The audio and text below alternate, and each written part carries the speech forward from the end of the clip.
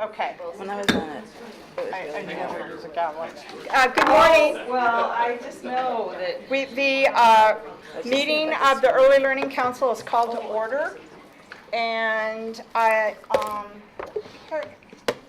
think we'll go ahead and have let's call the roll.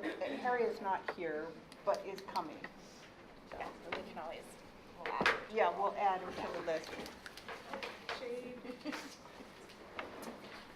Hannah Curtis is excused. Harriet Adair. Martha Brooks, do we have you on the phone? Yes, can you hear me? Yes. Thank you. Good morning, Martha. Janet. Morning, you guys are late starting. We are. Sorry. we are. Traffic, Martha. Yeah, well, And parking. I just had to open her. Janet Doherty. Here. Khalid Thornlab. Here. Charles McGee is excused. Eva Ripito. Here. Lynn Saxton. Here. Terry Tallhopper. Here. Clyde Psyche is excused. Bobbie Weber. Here. Salam Noor is excused. And Megan Irwin. Here. Council members, we would like to slightly adjust the agenda and have the governor's vision be our first act, and then pick up and go back and pick up the regulated subsidy rules. Martha, I need to check with you. I know we need that we're being very careful to be available for that vote. Is this going to work for you? I'm gonna try, but like I say, you guys are 20 minutes late, so I don't know, I'll try. Okay. Thank you, Martha. Okay, let's go. We are excited today to start a conversation with the governor's office, and Lindsey Capps is here to engage us in this conversation. We get to envision what's coming, and I think I'll turn it over to you, Lindsey. Great. Thank you for the opportunity to be here today. It's nice to see everybody. I would sort of amend the agenda item to sort of start with, when we think about vision going forward, sort of saying vision and action, because I think work that is visionary around early learning is taking root and is being implemented. And so I think as we think about where we go from here, and your role in providing a strategic direction around our early learning system, I think it's thinking about the work that is underway and to what extent we sustain and grow that work going forward. And I'll talk a little bit about a couple of examples, but I think you all are aware of that. So it starts with home visiting. It continues with child care assistance through employment-related daycare. It is the expansion of Head Start that we've achieved. It is the implementation this year of Preschool Promise. And it is continued coordination between agencies that work within this space to ensure that we have coordinated comprehensive services and supports for children and families.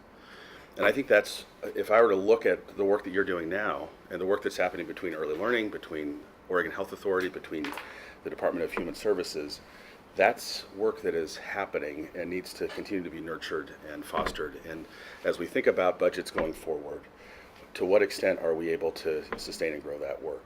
So I think you all are providing that strategic vision. You're doing an incredible amount of work around implementation, and we thank you for the time that you're committed to that effort.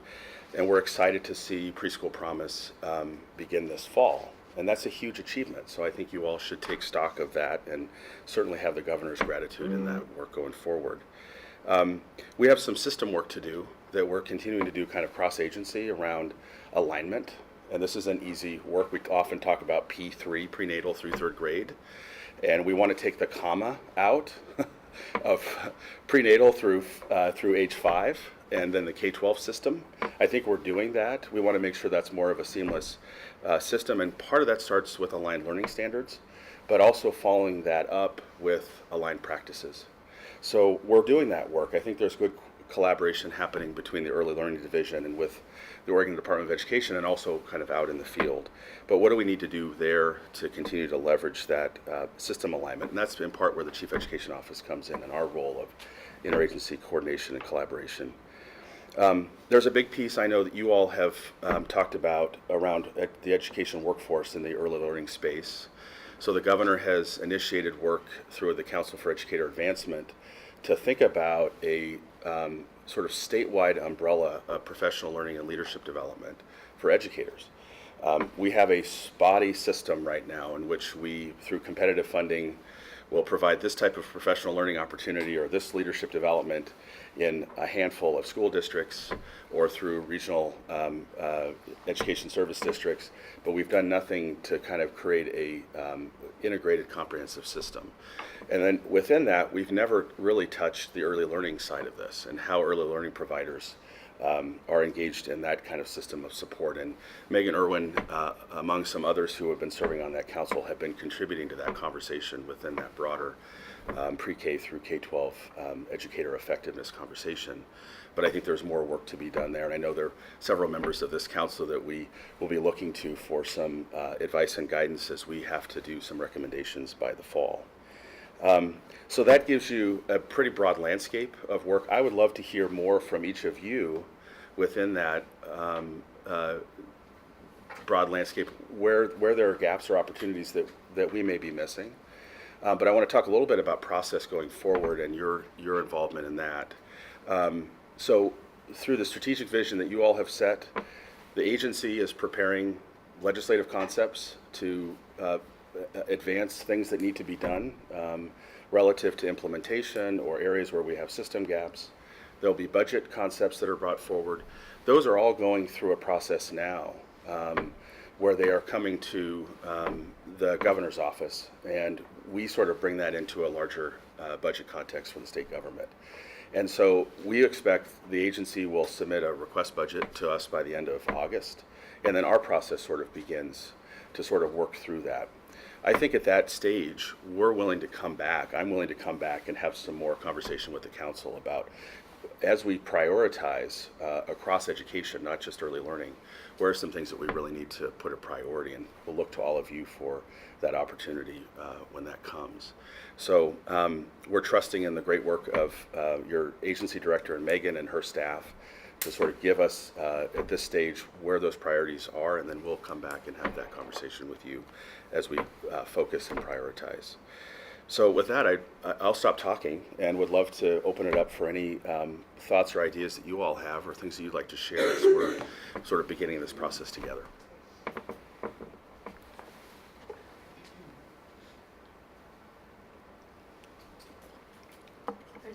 No, I was just saying. Okay, I thought we just went at the same time. I was just waiting. So I guess I'll ask a question about, so the increased minimum wage and then preschool promise to kind of pressures on wages. You know, there's the demand for the higher wage for lead teachers in preschool promise, and then we have increased minimum wage.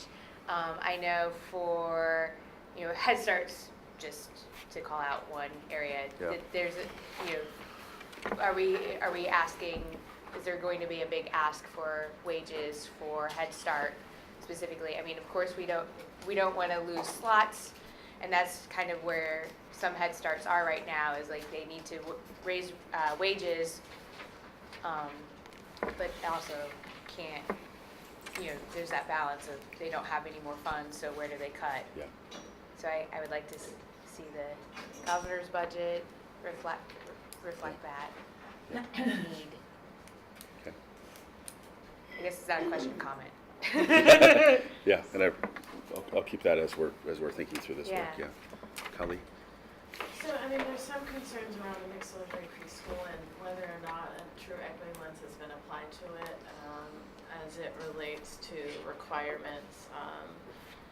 The requirements of teachers to get a bachelor's degree, to, you know, how are we building a system, to your point, how are we building a system and pathway for people to be skilled and in the classroom, but recognizing the inherent barriers that exist when you put a requirement out there without a pathway to achieve it. Yeah. And when we look at equity in underserved communities, I think that, you know, it impacts communities of color, it impacts rural communities, and so I would like to see something, you know, the governor's office, and I've talked to thinking about this and introducing something that would allow for something that has more equity focused around workforce development and the mixed delivery preschool piece. I also think we need to look at affordability and how we mitigate when we increase earnings and increase sort of requirements, it changes how much people can charge, and then it changes how affordable things are. And how do we mitigate that when we know there's limited funding in EDRC?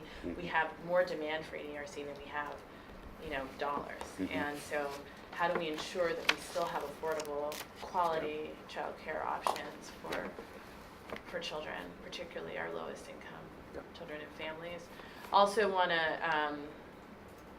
make sure that we're thinking about family care and how are we ensuring the current, I think mixed delivery preschool model is more driven towards center-based care than family care, and so how do we ensure that we support family care providers in the ways that we need to? All of that mixes into equity for me. So. Those are great comments. Thank you. I'd like to play off that. Need in early learning is so huge that it can scare decision makers from doing anything. We're currently serving about 16% of the eligible low-income children with our subsidy program, and it's 84% of the low-income kids are not getting the kind of help that we know they and the family need both. And so I guess, and all the sides, so the professional development side is huge, and especially if we're really going to look at where the kids are, they're in homes. Only a minority, especially of poor children, are in centers. And so there's no simplistic answers available to us that says, make this investment in these centers and you've solved the problem, because we then haven't reached our targeted population. Or we've reached some of them with really important services, so we don't want any, I don't want to sound like we're disparaging. But I'd like to hear about how does the governor envision moving forward on an issue that's this big, and in terms of where the American culture and the state of Oregon, I mean, because they both go together, we're so in the very early stages. The needs are so large, and so I don't know. Can you give a big picture vision about where the early years, all the programs, not just one strategy. I don't want to focus in just on childcare and early learning activities, but all of these. How does she fit that in with the bigger vision? So I think the governor has said consistently that she sees early learning and the broad set of strategies within that as really critical to closing the opportunity gap. And we know that for a long time, and you all have articulated this, that one of the biggest barriers for low-income families and students of color are lack of opportunities for early learning, and broadly defined. Right. And so we understand that. We also understand the value that early learning plays in terms of the trajectory of students from an achievement standpoint and an educational attainment standpoint. But it's broader than that. We all know that in terms of the opportunities we provide to Oregon's children. So we see it as a critical strategy when we think of a cradle to career system that we have to continue to invest in. The realities of our fiscal situation have a big impact on that. I think she's very proud of what we've been able to do to expand preschool and affordable preschool, high quality preschool options. And that's why one of my questions at the beginning of this that we'll all have to think about together is how do we sustain and grow within the constraints that we have. But absolutely the commitment is there, and the commitment to equity and the commitment to quality as we move forward.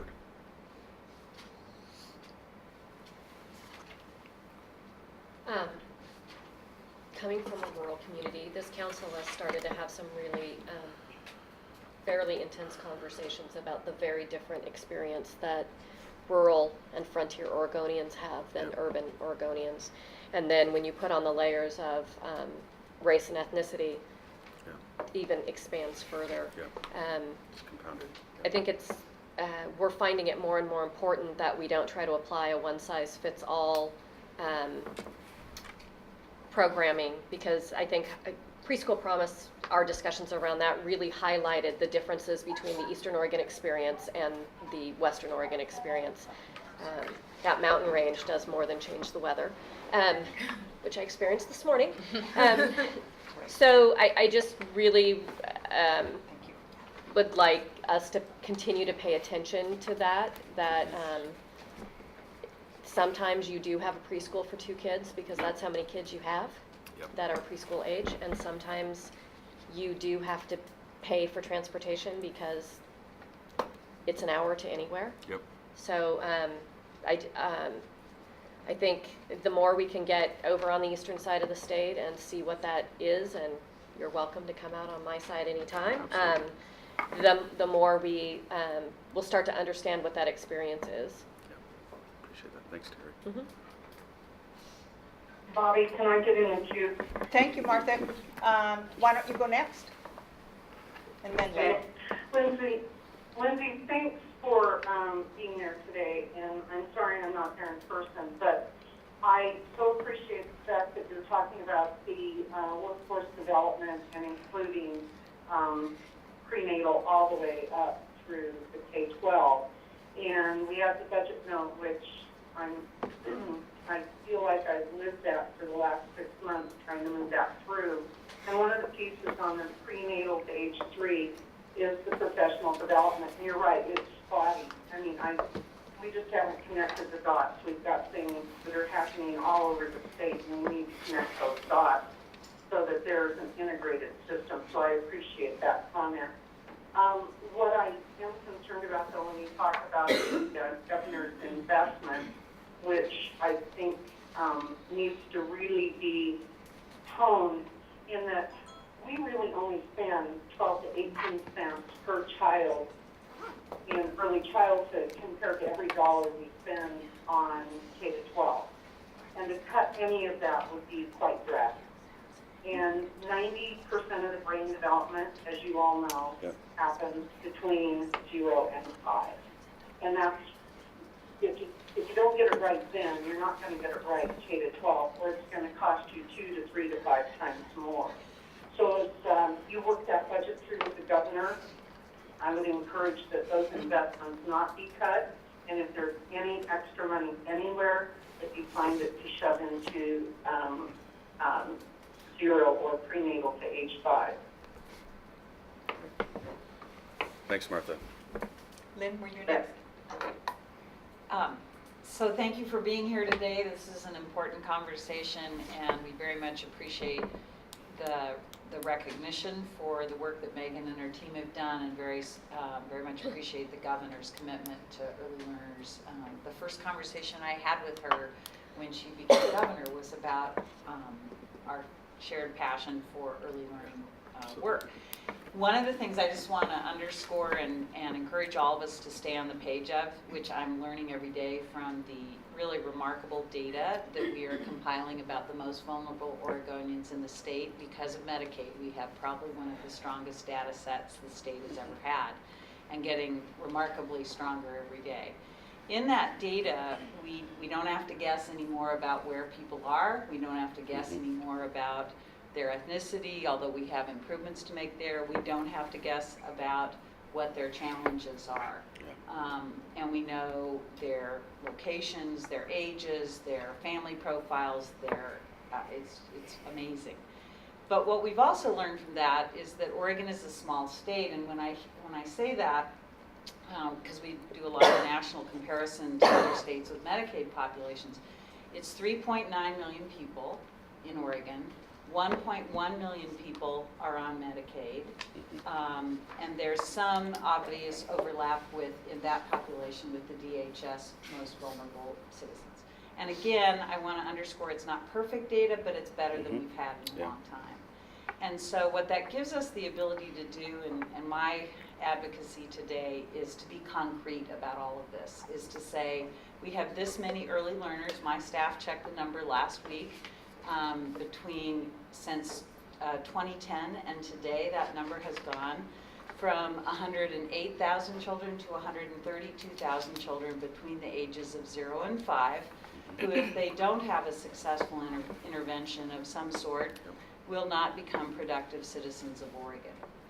And that's the good news is that we know the number. The bad news is that's a big number, and it's so I really want us to discipline ourselves to having a concrete conversation about how we use the resources of the state, the diversity of the state, the state's money, and get at specifically what those kids need in a timely manner, or we've failed our core mission. And it doesn't need to be an abstract conversation anymore. It can be very concrete. And the good news is this is not California. It's not Washington. We know where people are, and we know what their status is, and that's a tremendous source of power for us collectively in getting this work done. Can you repeat that number? So it's now they're analysts upstairs. They're just like amazing. But so now the number is 132,000, 0 to 5, and early learners who are vulnerable. And it was when we started, when David and I and some of the rest of us, Bobbie, were here in 2011. It was between 108 and 109,000. So the number's growing. The incidence and prevalence of poverty is growing. 50.4% of children born in Oregon are born onto Medicaid.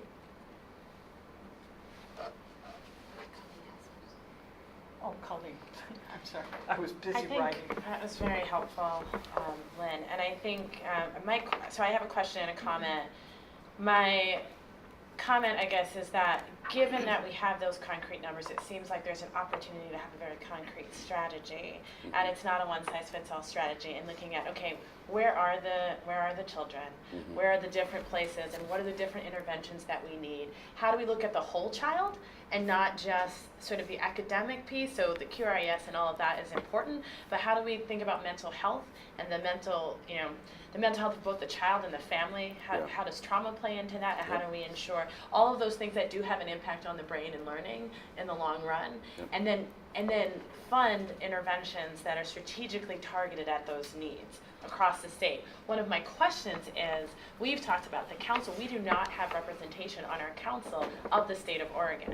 And I think it's challenging for, as a council who's overseeing all of this, to do the work that we want to do when we don't have all voices at the table. There are very clear voices missing, both from a geographic standpoint and an ethnic standpoint. And I think, I guess my question to you is, what is the governor's plan around appointments and filling up our council so that we can have a representative council for the state of Oregon in early childhood? So to the first part of your question, I think in terms of the concrete actions, I think one of the areas of focus that I'm certainly interested in, I know you all are interested in, is sort of how is the work of the early learning hubs evolving, because some of that decision making is right in their wheelhouse, and I think it would be interested to see, and I know that the agency has, or the division has, some responsibility to report on this on a regular basis, but how is that work evolving, and are there barriers systematically that we need to address, or are there additional supports that the hubs need as we sort of have empowered them in that role? On the appointment side, we're in process on that. I will share with the council that one of the issues that we're also working through as we think about appointments, and certainly the governor across the board with boards and commissions in general, wants to have diverse and inclusive membership. And that's a priority that she set forth to everyone that has a role in executive appointments. And that will be a principle that guides appointments here. But one of the things that this council is statutorily designed around is there are 9 voting members. And then there are, under federal regulations, there are additional folks that have been involved. We have to also sort through that question because the statute is the governing component around that. So in addition to thinking through members and reappointments on this council, we're also having to sort out that question of how we move forward relative to voting members versus advisory members going forward. So it's something that I would expect we are in line by August to make some decisions around, give some recommendations to the governor, get into the bottom line that you're looking for. But I wanted to put that broader context in that because that has there are some structural issues involved that we want to work through. So. Okay, thank you. Terry? Was Janet, were you in the No, queue? I just, no, but I will put myself, we all vote. I was one of the 9 original people. Yeah. And as was Terry and Bobbie. But Lynn. Lynn came the second year, didn't you? I did come the second year. So there were 9 I was people. on the design. Anyway, and I know, was the it's second- confusing, it's Yeah. confusing to We me. had a bunch of fun. But we all, even the people that were federally mandated vote. Yes, understood. Everybody votes. Yeah. So I know it's complicated because when I read all the lists and I saw what I represented, I said, well, this is news to me, Megan. I just thought I Yeah. had a good resume. I don't know. So, but I agree. I feel like Southern Oregon and Eastern Oregon, the beyond where Beyond me. Terry is, we do need that representation. Yeah, And I do think the tribes and Latinos there are. And I know it's I've gone through a million resumes in my life, and it is hard. I get that part. But Yeah. I'll come help if that would. Oh, I would reach out to all of you. Some of you have shared ideas of folks that would be good additions to this council. And I fill appreciate there's a vacancies. lot going on. It just seems like we've been waiting for a Yeah. long time. The other piece is you're a core group that has been involved in this work, and as you've done implementation, I think it's been important, I think, to have a core leadership, and I think we're at a place where we certainly have to fill some vacancies that have come up. But I think we've been well served by the membership we've had, and now we sort of move to the next stage. So, Eva. I was piggyback on this. I have been suggesting people send in interest forms, so Yep. I don't know if they come directly to you or not. We're, so. we're actively in process looking through those Yeah, and reaching out to folks. I've been trying to be not creative, but like think about who's missing from the table, and because I've reached out to people in the disabilities community too, and I think that we should have more of their voice here as well. Yeah, we miss the men. We have no men. Yeah. Well, we've got Charles and, well, we do have some men, we just don't see them as often as we'd like. Yeah, I want to be respectful of Lindsey's time because in addition to meeting with us, he has to meet with the state board. Yes, that's true. Get Thank you. down to Salem, so maybe a few closing questions, and then I just want to say a thank you before you go. Thanks, Any last, Martha, did you have any closing comment or question? No, Lindsey, I just think you hit part of it. I mean, I feel like I've got a second full-time job. So the sooner the governor can fill the vacancies and I'm involved with the Central and Eastern Oregon, the better. We're all doing double duty. Yeah. And we need other people, we need other voices to take on the load. Yeah.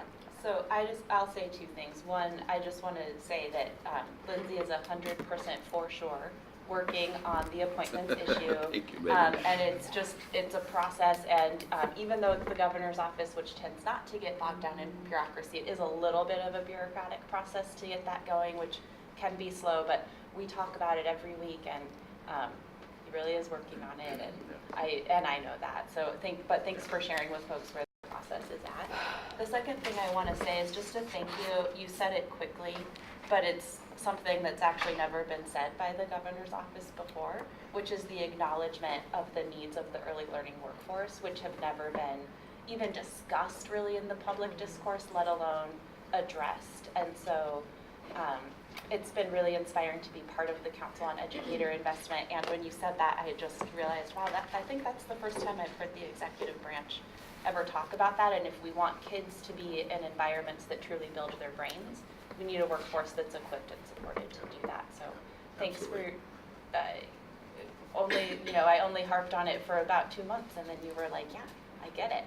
And I'm used to having to go hard for like a year before it sinks into folks, and so thank you. Yeah, absolutely. Well, thank you all for your time and your thoughts. There's a lot that I've gathered today that will help us in our thinking. And then, as I said earlier, we'll have some time, I know, at subsequent council meetings with new members to think through how we prioritize and focus our work. But just want to thank Megan and your team for all the work you're doing in terms of identifying policy and budget proposals now, and that's, I think, very much in line with the vision you all have set, and certainly with the governor's vision going forward. So thanks everybody for your time. Thank you very much.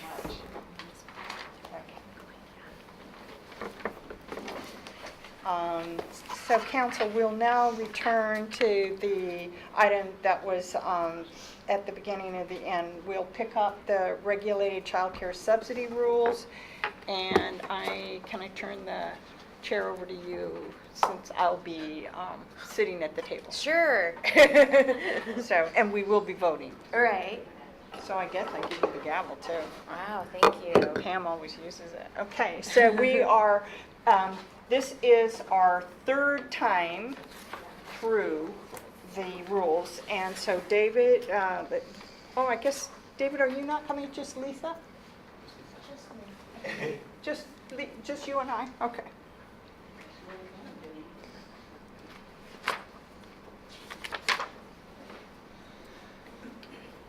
Oh, I bet this is Lindsey's. Yeah, see if you can catch him. Thank you.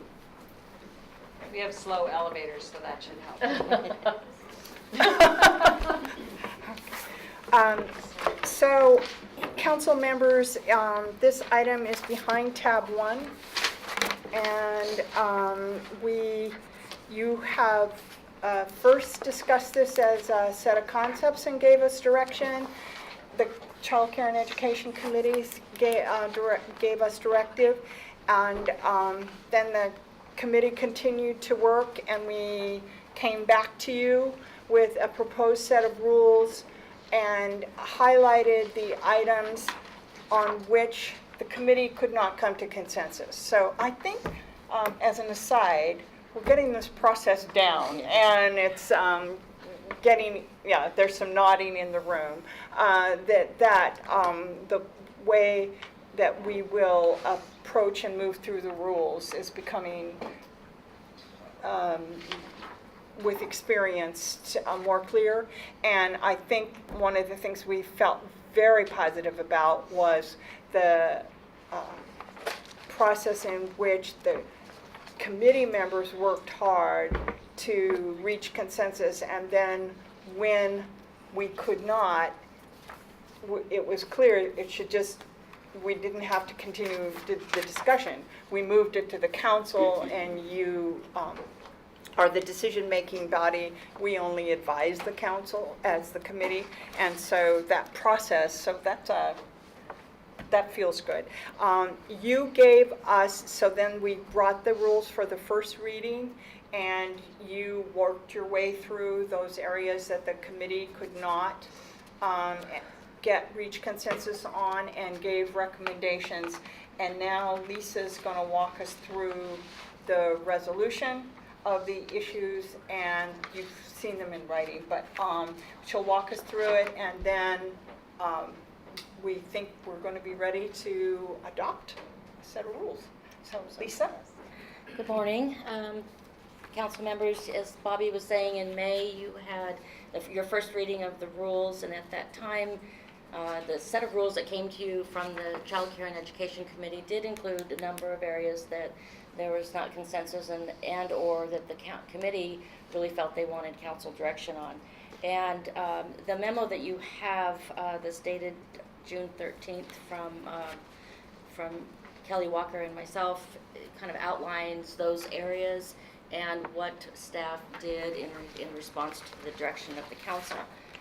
What I would like to do is, just for the sake of time, is not go over those areas where the council agreed with the language as proposed, excuse me, but asked the staff to do additional research or consideration with stakeholders or public engagement. And those areas were, you can see them on page 2 of the memo, and they are swaddling, issues of swaddling, and safe sleep, and compliance with the Americans with Disabilities Act requirements that we include in our rules.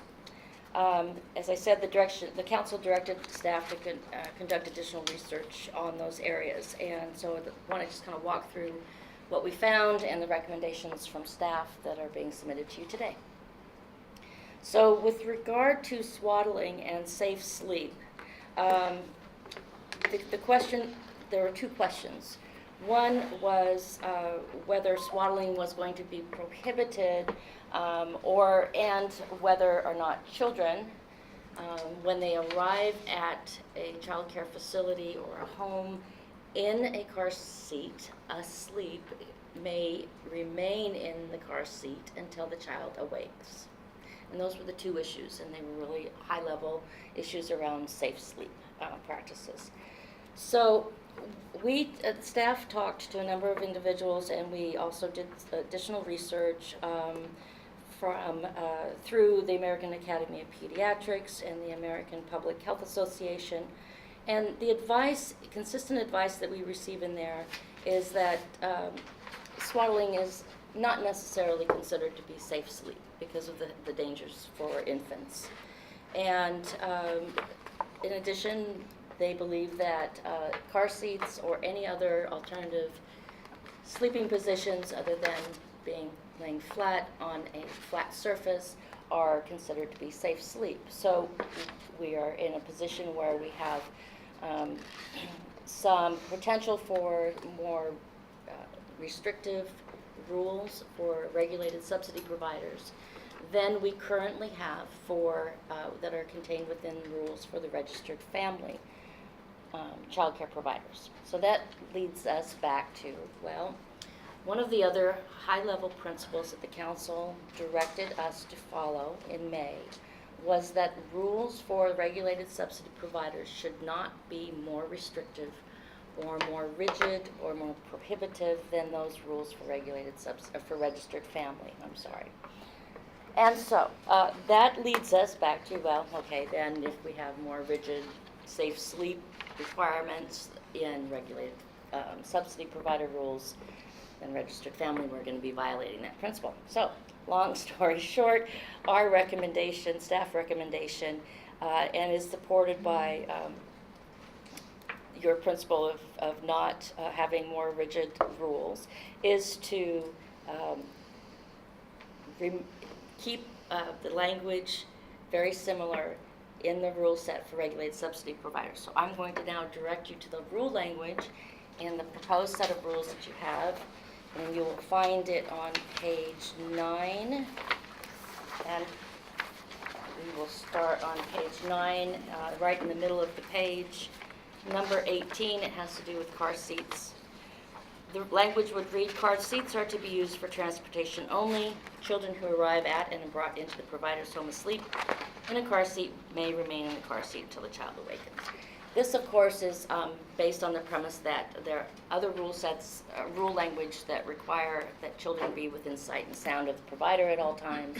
And so we believe that until the child awakens, as long as they are being supervised while they're sleeping, that this should be sufficient. So that would be the recommendation on car seats. The recommendation to swaddling, the regulated subsidy provider rules do not allow any items in the crib, the infant's crib, including blankets, pillows, toys, and other items. And so we would just recommend that the language read that there should be no other items in the crib with the infant while they're sleeping, and that blankets and other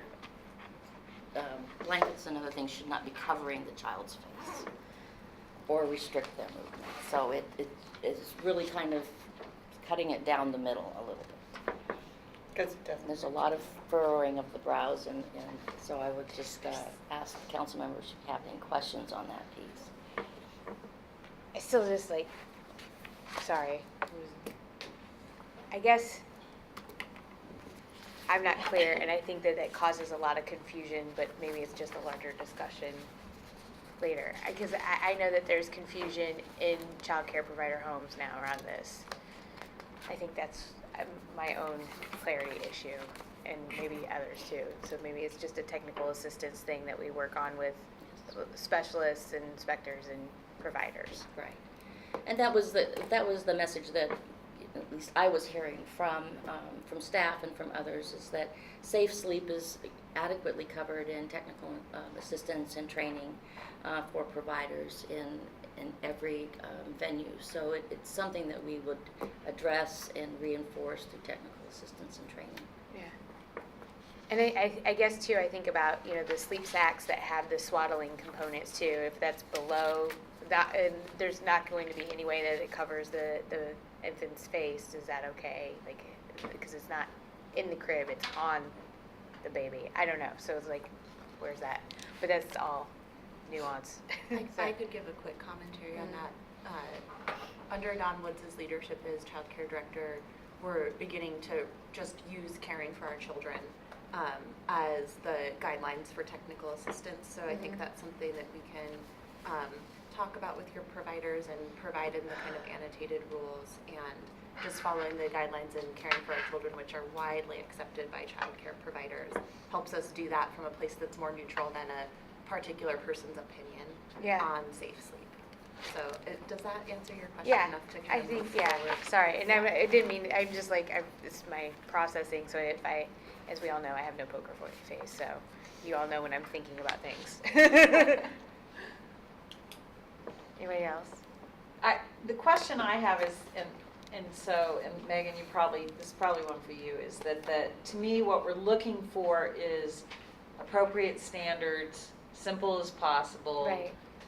I don't think many caregivers sit down with an administrative rule and say, okay, so here's how we roll. And so and I think we're making progress between the last discussion of this and this, but I'm really looking to staff for reassurance that we're keeping it as simple as we can. I mean, I just have gone, I've now got my very own grandchild, and we whip him out of that car seat in 5 minutes because his pediatrician says they are not to stay in car seats. It's not good. They got to get out right away. And so I think, and then there's the baby industrial complex, which is increasingly selling products, making things complicated, scaring the daylights out of parents and caregivers. So to me, I think the early learning division has to be that point of rationality. And if there are standards that are commonly accepted and current, and we can give parents that or caregivers that, I'm strongly in favor of that, because putting this stuff into administrative rule is not going to stay current with best practice, and parents don't use administrative rules, or caregivers don't use they may look at them. So I just need to know that as we're making these recommendations, we're doing what we tried to do at the last meeting, which is getting to commonality between but also that we're staying on some available, updated way to stay at best practice So you have without to come back people's all the heads time. exploding. That's correct. So if I could just answer that quickly. We heard that loud and clear at the April meeting, and in May, which was probably easy to miss because you're in the middle of legislative days, we actually did provide that grid that shows how they stair step on one another. Perfect. And then caring for our children, not necessarily a document that unless you work in the child care field you'd be intimately familiar with, but it is that best practice, research-based guide for caring for children, and it's updated, and so I think we'll always be kind of working out of the most recent edition.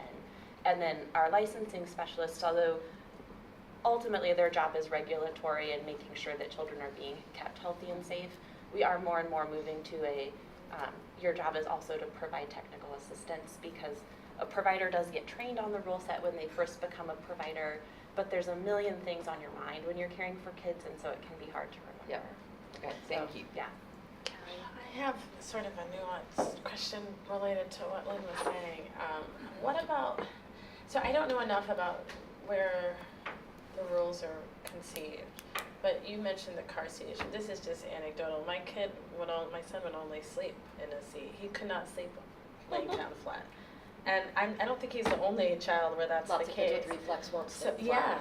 and that's what we found out. We took him to ears, nose, and throat and found that out. But like, so he was in our home with the nanny.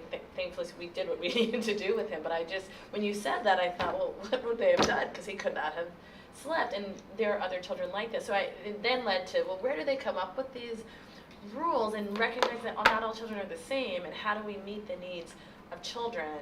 And so I think that's my concern, just making sure we're meeting the needs of all children, recognizing there is that nuance. Of course, keeping them safe, like nothing covering their face is obvious. No plastic bags in the crowd. Yeah, I'm not, there's a limit, but I wonder just how we're addressing that in different maybe medical conditions that kids may come in with.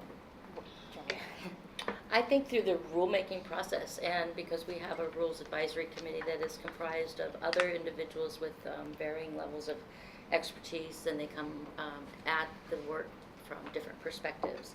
And it's, we will always endeavor to get the best advice and the best knowledge collectively as we can as we develop standards, and then try to articulate those standards in in English, and it's not always easy to do that. But you're absolutely right. It's finding the balance between best practices and allowing for individual circumstances and other needs. Yeah. I think it's We your tried point of to- simplicity. We've tried to walk the line that everybody's talking about. So it doesn't say a child cannot be in the car seat. It says that they should get out of the car seat because that's what for the vast majority of children, that's the best practice. So I think we've left the kind of wiggle room that that we're trying to reach in the rules. And in terms of questions of when a child has a need that seems in conflict, I trust people know how to resolve it. To talk to the licensing specialist and say, the family has checked with the pediatrician and this child should sleep. I mean, the licensing technical I'm looking at Dawn. I'm looking at Dawn who supervises I them. was just conferring with Dawn and just whispered. So in the case of a Right. child like Kali's son, you could bring a doctor's note, which protects Right. because it's also a balance of how do you protect the provider. I was going to say, So, I think family care providers do, I don't know if they keep this on, beside them all the time, but they do take it really seriously. They do. Yes. And they are like looking at what it says. Like, I've run into that too. And she'll be like, but it says this. And I'm like, well. So, I think any type of that helps support them. Because some providers do see things black and white. It's not, they don't want to take any chance of losing their license. They take it very literally. Yeah, very literally. Or having a kid get hurt. Right. So I think this TA role is getting, throughout the process of the committee working this through, numerous times we have relied on a TA process to actually make what the rules work. And moving from a point of,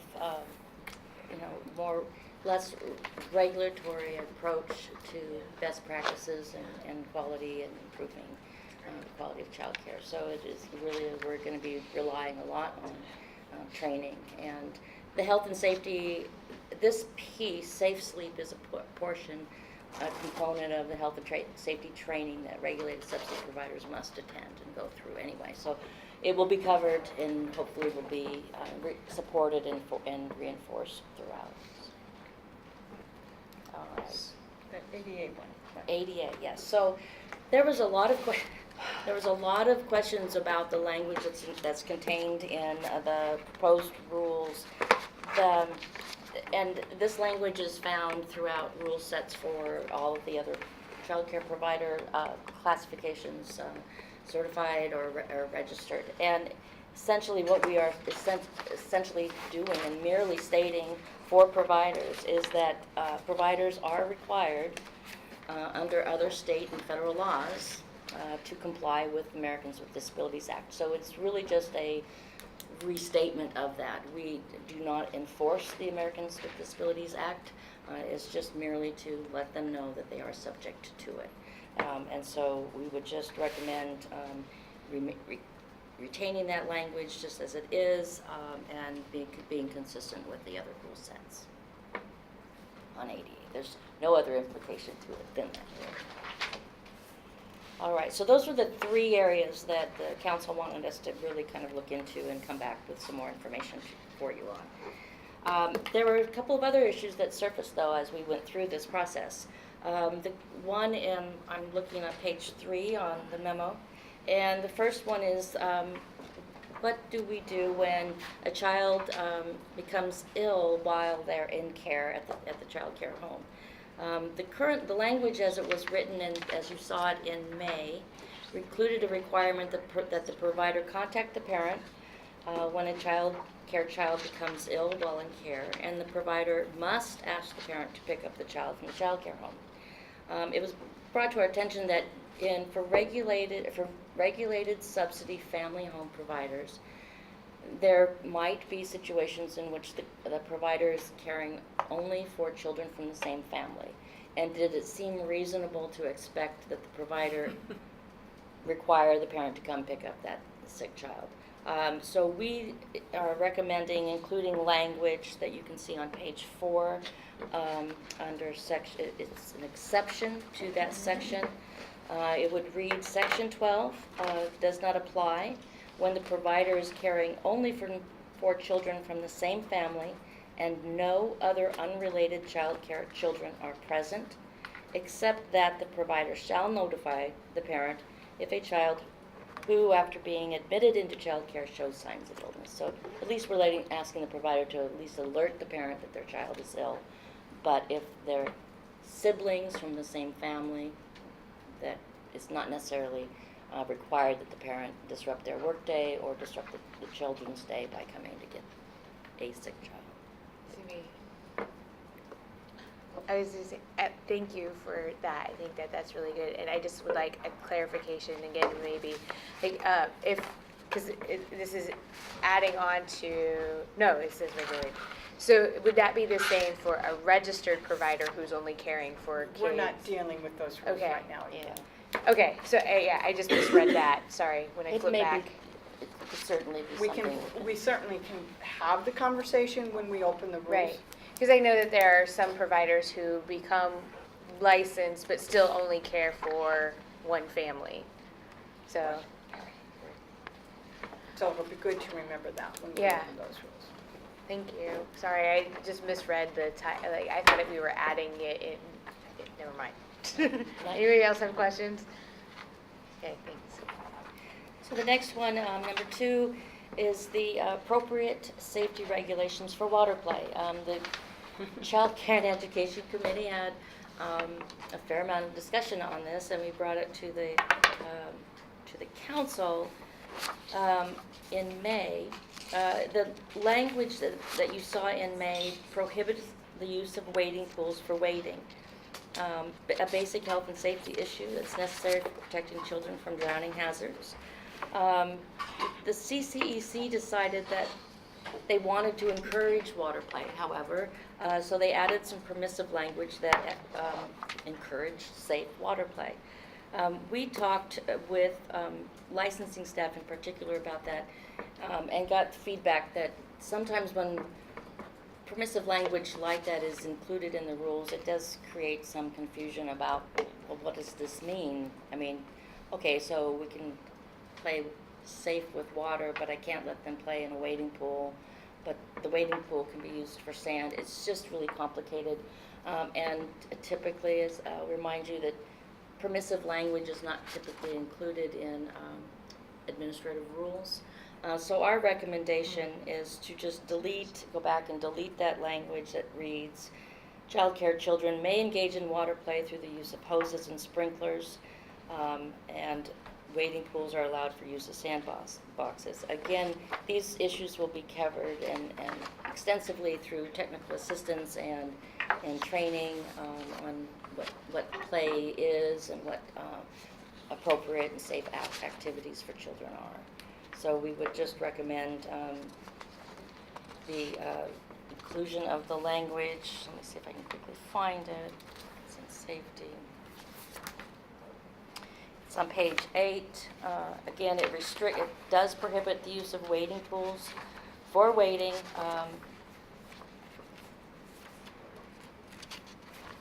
And the language, go ahead, it does include that permissive language. So I have a quick question, is if you have a bathtub in your house and you're a child care provider, that is the equivalent of a wading pool. In fact, it's probably more risky than a wading pool. And my concern here is that it's getting hotter everywhere. A lot of people don't have AC. To me, if someone is not managing children successfully in a wading pool, then they probably have other competency areas that we should be looking at. I mean, this is where I really think we're getting close, unless there's some science and evidence supporting this. I think we're tying people's hands behind their backs inappropriately.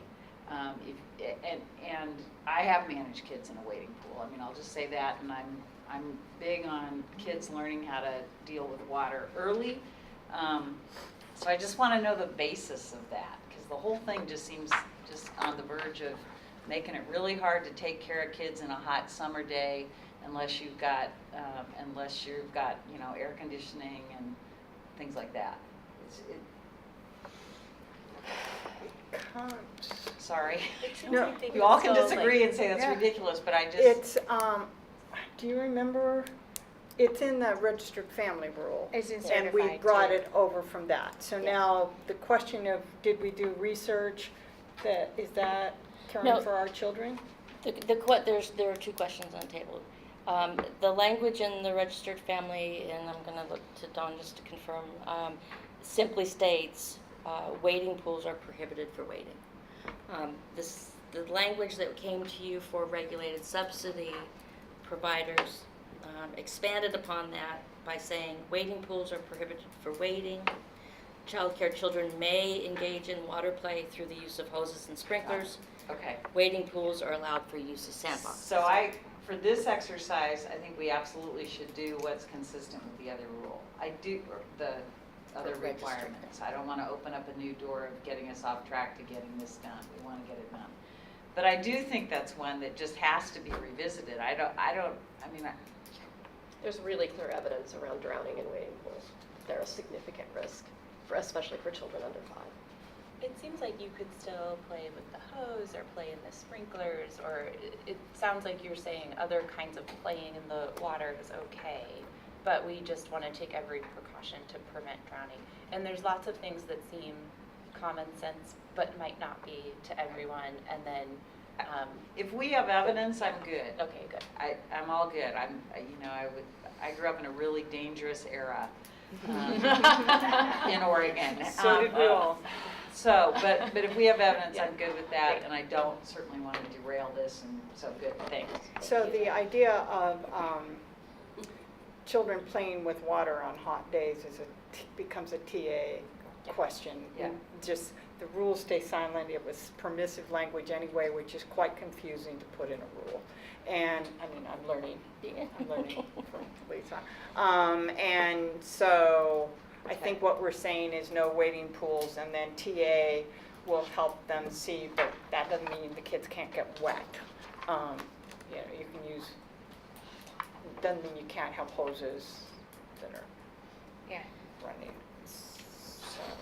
So let me just clarify, because on page 8 of the proposed rule language, the very bottom of the page, number 13, our staff recommendation is to delete 2 sentences that say childcare children may engage in water play through the use of hoses and sprinklers. Wading pools are allowed for use of sandboxes. This is all very permissive language and kind of does create the, well, what does this all mean then? So for the Got it. providers. Okay. Okay, the next finding that we realized we had done is in the language that you all saw in May. It contained a couple of different sections that, it is on page 11 is the first under general requirements. And we had included this language because, again, bringing it over from the registered family as this kind of the template that we were utilizing. And it was brought to our attention that these are jurisdictional issues that stay within the Department of Human Services, and we do not, the division, the council does not have jurisdiction over this, so we would just, for the sake of simplicity, brevity, just recommend deleting the language that's on page 11 that's struck out there for you under general requirements. And that also applies to the language that's proposed to be struck on page 13. Complaints and findings are all, for regulated subsidy providers, are all under the jurisdiction of DHS. So these were just kind of editorial inclusions that weren't necessary to begin with. And that, those are your staff recommendations for your rules for regulated subsidy providers. Happy to try to clarify or... I want to add one, it does not affect these rules, and the committee is recommending that council adopt them. But just an alert is that the federal rules may require us to regulate care that is given in the home of the child, in the child's own home. And it raises all kinds of issues, and so the division is in conversation with the National Office of Child Care and getting clarification on that. So we still recommend that we adopt these rules and move forward.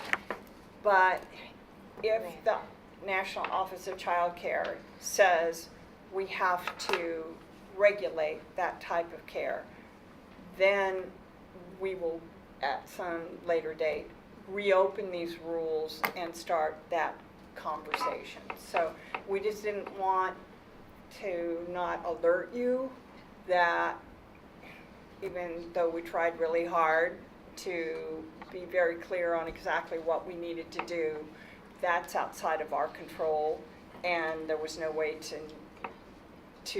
know it quickly enough. But our recommendation is to go ahead and act and not wait for the federal government to land to make a decision on that question. I just want to put on the record that regulating subsidy providers caring for a child in the child's home is very out of step with the values of this council and the division, which is why we don't want to do it, and we're not going to unless we are absolutely forced. So stay tuned for that. I can't believe that would be part of the intent of CCDBG reauthorization. I'm stunned by it. I know Bobbie is as well.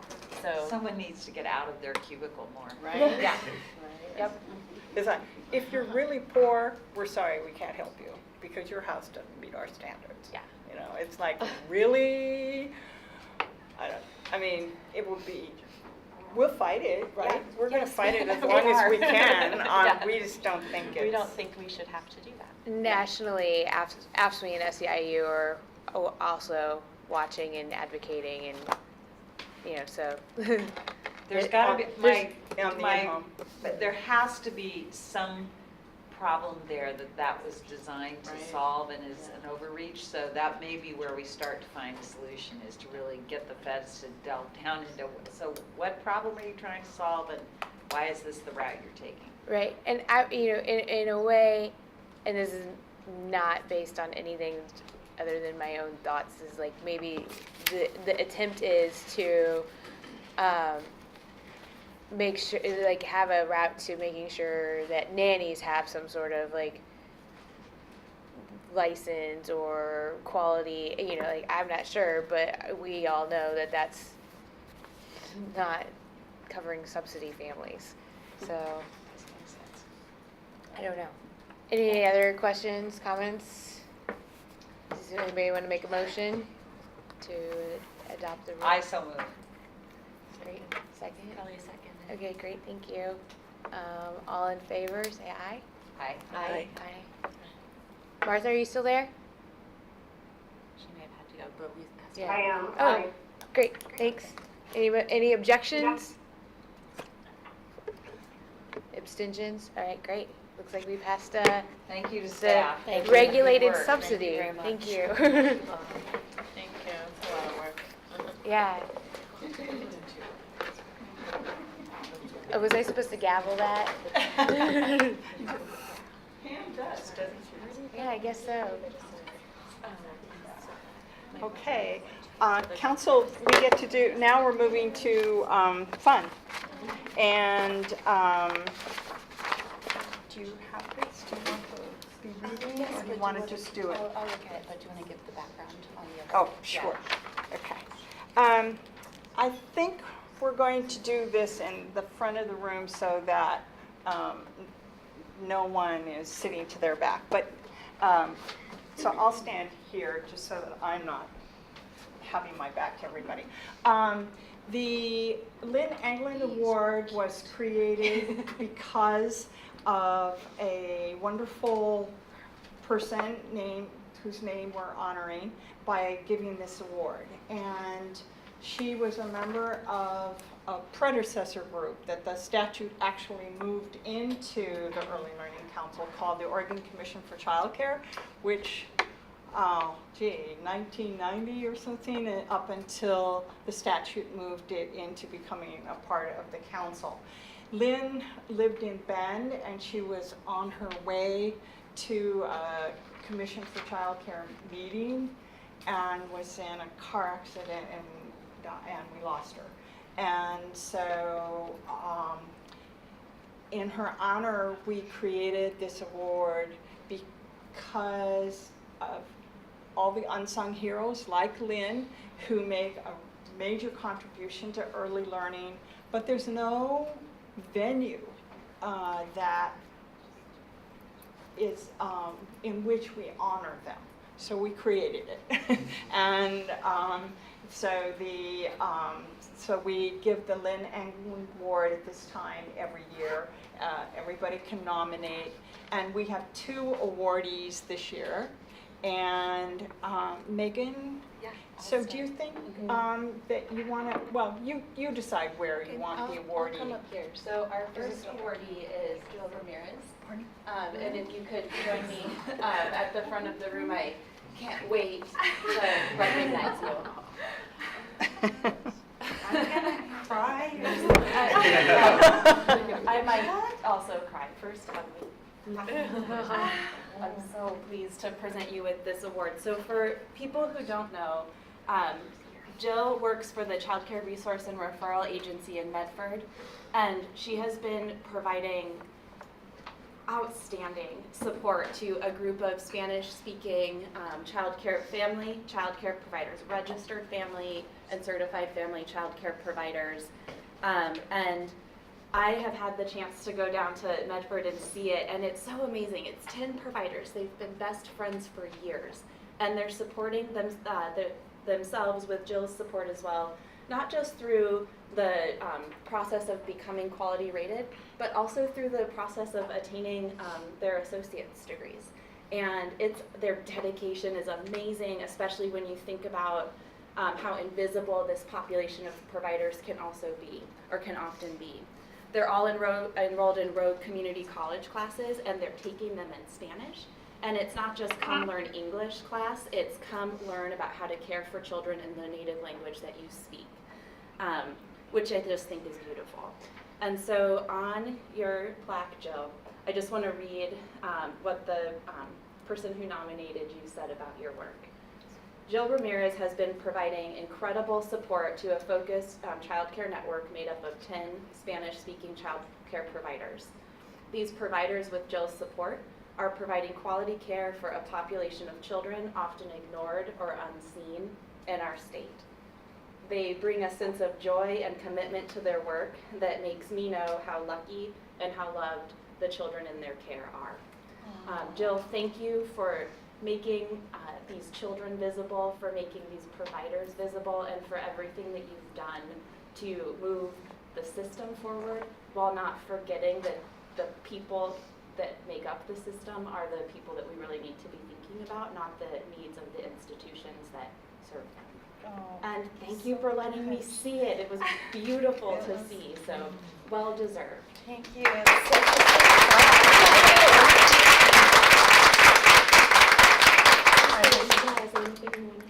Well, first I wanted to say I was going through my purse trying to figure out if I should have a mint or a granola bar because I knew we would be coming up soon and I didn't want my stomach growling. But I'm glad I opted for the mint. So I don't have anything on my teeth. But it has just really been a true pleasure. It's just it's a gift to me. I don't know why I should be receiving anything. I really don't, because they are so wonderful. So wonderful, and I'm very committed, and I work with such great people from, everyone at CCRN and my supervisors, the people at WU, they're just amazing. And then the licensors and you guys, it's incredible. It just makes it happen. That's what it does. It just makes it happen because it's easy. Yeah, so thank you so much, all of you. I did forget to say this award is being carried by Jill, but we actually, Jill and the 10 providers were nominated. We just don't have 11 plaques. But please, when you go back, let them all know that we're honoring them in this way. I'll be wearing it. Yeah. Thank you so much. Can we get a picture of all of you to put on the website or something? Oh, of the 11? Yeah. That would be Of the 11 awardees? Yeah. Yes, Let's do that. absolutely. I can help with that. Okay, thank you. And we have one more person that we're so lucky to get to honor, and Bobbie's going to give this award. Tom Budell.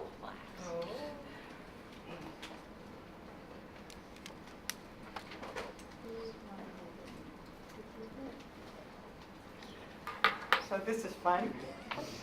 So Tom Udell is one of Oregon's unsung heroes, and this is one little teeny way to give some recognition. Tom's been plugging away at supporting the parents, the children, and the providers in multiple ways for a long time. I think we go back to, he was involved at the same school that my youngest child went to preschool in anyway. So it goes way, way back. And from the very beginning, you've had this soft spot and commitment and dedication to children who have different kinds of learning needs and have been recognized not only in Oregon but nationally for inclusion practices, and has I can't even think of all the ways over the years that you have helped early learning include children of a range of developmental skills be learning together. And so that's only one piece of this long career. First NEYC accredited center he directed. He's done all kinds of trainings for different audiences. And now Tom is heading up two very important efforts in Oregon. One of them, the QRS, that we are going to hear more about today and have been hearing about. But Tom plays the lead role with a team that actually nominated you, she said. And so that's quite wonderful that the people you work with every day are the ones who want the world to know how wonderful you are. But he also, the research center at Western Oregon University also now is central coordination for, so providing the coordination and support of the child care resource and referral agencies. So two of our major infrastructure pieces Tom is now guiding. And I think I'll read what it says. Actually, I'll put a piece of paper behind it to help you read this. No, it didn't help. I don't know what happened. How did you read white? Okay, for his commitment and dedication in making a difference to children and families in Oregon. Through his strengths and leadership, Tom has mentored individuals that are now in leadership positions in Oregon throughout the early learning system.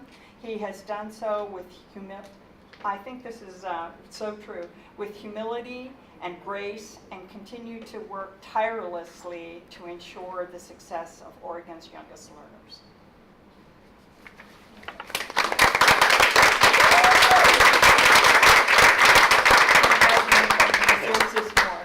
Thank you, Bobbie.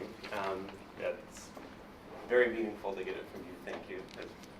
And it's an honor. It's an honor to receive an award. I didn't have the opportunity to meet Lynne, but I've heard about her dedication to early childhood and the contributions she's made. And it's just an honor to receive an award that's been set up in her name.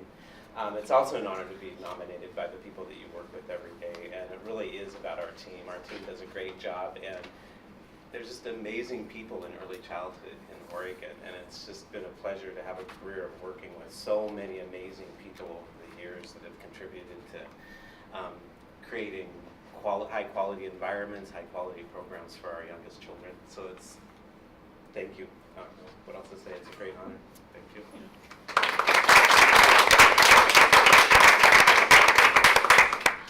I think this is the most fun meeting of the year. Okay. All right. We, I think, are on time. Yep, we are. We are a little ahead of schedule. Yeah. So we are now going to move to the topic that has been under discussion all day, which is the ongoing work to support providers. And we have a panel that we would like you to join us by sitting in the front. We have Amy Howell, Assistant Professor of Early Childhood Education at Central Oregon Community College. We have Eileen, Micke-Johnson from Rogue Community College, Jill, who we just met, and Margie McNabb, the Early Learning Division's Professional Development Specialist. And these people have been doing amazing work for the last few years, and I am so excited that we get to hear directly from you. Well, thank you so much. We are really excited to share this, and I'm kind of guessing you might hear and see some of our passion about this. Thank you for the introduction, and I'm Margie McNabb, Professional Development Specialist, and I think what we'll do is I will introduce the members and going to start the presentation kind of giving a framework of what it's about, and then each of them will speak to the specific work that they've been doing. Eileen Micke-Johnson is from Southern Oregon and with Rogue Community College, and Amy Howell is with Central Oregon Community College, and then Jill Ramirez. We all know Jill. I'm very happy to have Jill here. And she is a quality improvement specialist with the Child Care Resource Network in Southern Oregon. So we want to talk about some professional development work we've been doing through an initiative that was funded with a strategic investment general ed funds through Department of Education. And this was to help leverage our Race to the Top funds. So kind of keeping in mind, this was an expansion of Race to the Top. And I always like to start with what guides us. Our three goals are really our guiding light. And And all of what we're doing is trying to reach these goals. And so I like to start so you can kind of see the connections in all the work that's being done on how we're working to achieve early childhood systems aligned, coordinated, and family-centered. Children are supported to enter school ready to succeed. And families are healthy, stable, and attached. And I think you will see that in the work that's being done, all three of these goals are being moved towards. The other thing about this project specifically is it really also demonstrates some research that I'm sure all of you have seen and read. And I wanted to highlight the three recommendations from Transforming the Workforce for Children Birth to 8. The Institute of Medicine and National Research Council has 13 recommendations, and there are three that really rise to the top as we're talking about this project. One is to develop and implement comprehensive pathways and multi-year timelines for transitions to a bachelor's degree qualification. So you're going to hear how we're actually doing this and how it's been happening. Develop and enhance programs in higher education for care and education professionals. All of this has been happening in higher education institutions. So it really is bringing our child care providers, our career to college population, the early learning workforce to higher education and higher education to them. And also support the consistent quality and coherence of professional learning supports during ongoing practice for our early learning professionals. So that research-based, relationship-based professional development that has been so key to their success. And so if you just take a look at the blue area on this wonderful blueprint for action, we are doing it. We are implementing aspects of this incredible research and report that has been done to transform our early learning workforce. So looking again at the blue in the middle, so the settings, as I said, are in higher education. Classes align with our core knowledge categories and NAUIC standards. So we really show those qualifications. And then the professional learning during ongoing practice are the coaches, navigators, peer mentors that are really supporting the continuous quality improvement and the professional learning. So this is happening in our region through these projects. And what we're going to be talking about, we officially call the Early Learning Professional Development Consortium. And as I mentioned, this was a grant. It was $400,000. We had probably about 7 applicants. And the purpose of the grants are, as you can see, to expand and scale up partnerships involving community colleges and really looking at how we can expand and support portable, stackable, and degrees, certificates, and credentials, and also to be able to articulate agreements among the universities and the community colleges, as well as community-based training, and really be able to support our more non-traditional students, which we know our early learning workforce is. And then scale up AA degree programs to be flexible in meeting the needs of this population that we're serving. So $400,000 awarded to projects. And Just a quick question. What does community college cost these days? I think the average is right around $100 to $120 per credit. Per credit, perfect, thank you. And yes, please, we invite any questions anytime. So there were key components to the success of these. And you can see we sorted them into kind of aligning with the research. So the pathways, relevant course selection. Also a shared database among the colleges, so really being able to share information among the colleges. And e-portfolio systems that also allowed for students to take classes among the colleges. And I'm really speaking specifically of the southern tier, which Eileen will speak more to. 4-term course schedules across the institution. So if one in Southwest couldn't attend a class due to schedules, she or he could take it the following term at Rogue. So really the online learning, the distance learning, being able to do that. And then also our agreements with Southern Oregon University offering the credits through workshops, weekend workshops, where they actually went into the communities, each one of the communities, and offered a weekend-long training that gave them college credit to move to their degrees. And then professional learning supports, the portable and stackable credit certificates and degrees articulated among the colleges, scholarships, which was a big part of it, and then coaches, mentors, navigators, and kind of clustering all those words. They actually had all three of them in different ways, but it was that relationship-based professional development support that each one of these projects offered that was very, very successful. The diversity strategies were Jill's Spanish-speaking cohort, and then Amy also had several diversity strategies, including hiring, and she'll speak more to that, but hiring Spanish-speaking instructors and really being able to provide curriculum in Spanish as well in the home languages. Flexible class offerings, being able to go to the different communities and offer college classes in the providers' communities at the times that they could go. Bilingual peer navigators, so making sure that there were peer navigators that really supported the population they were working with. Intentional outreach to underrepresented populations, which both Eileen and Amy will speak to, and the early childhood education, vocational education, or English as a second language. So that was offered as well. And here's the coverage area. I think this map is pretty powerful, although I didn't know how to do the boulder line in black. I wanted to, but it shows we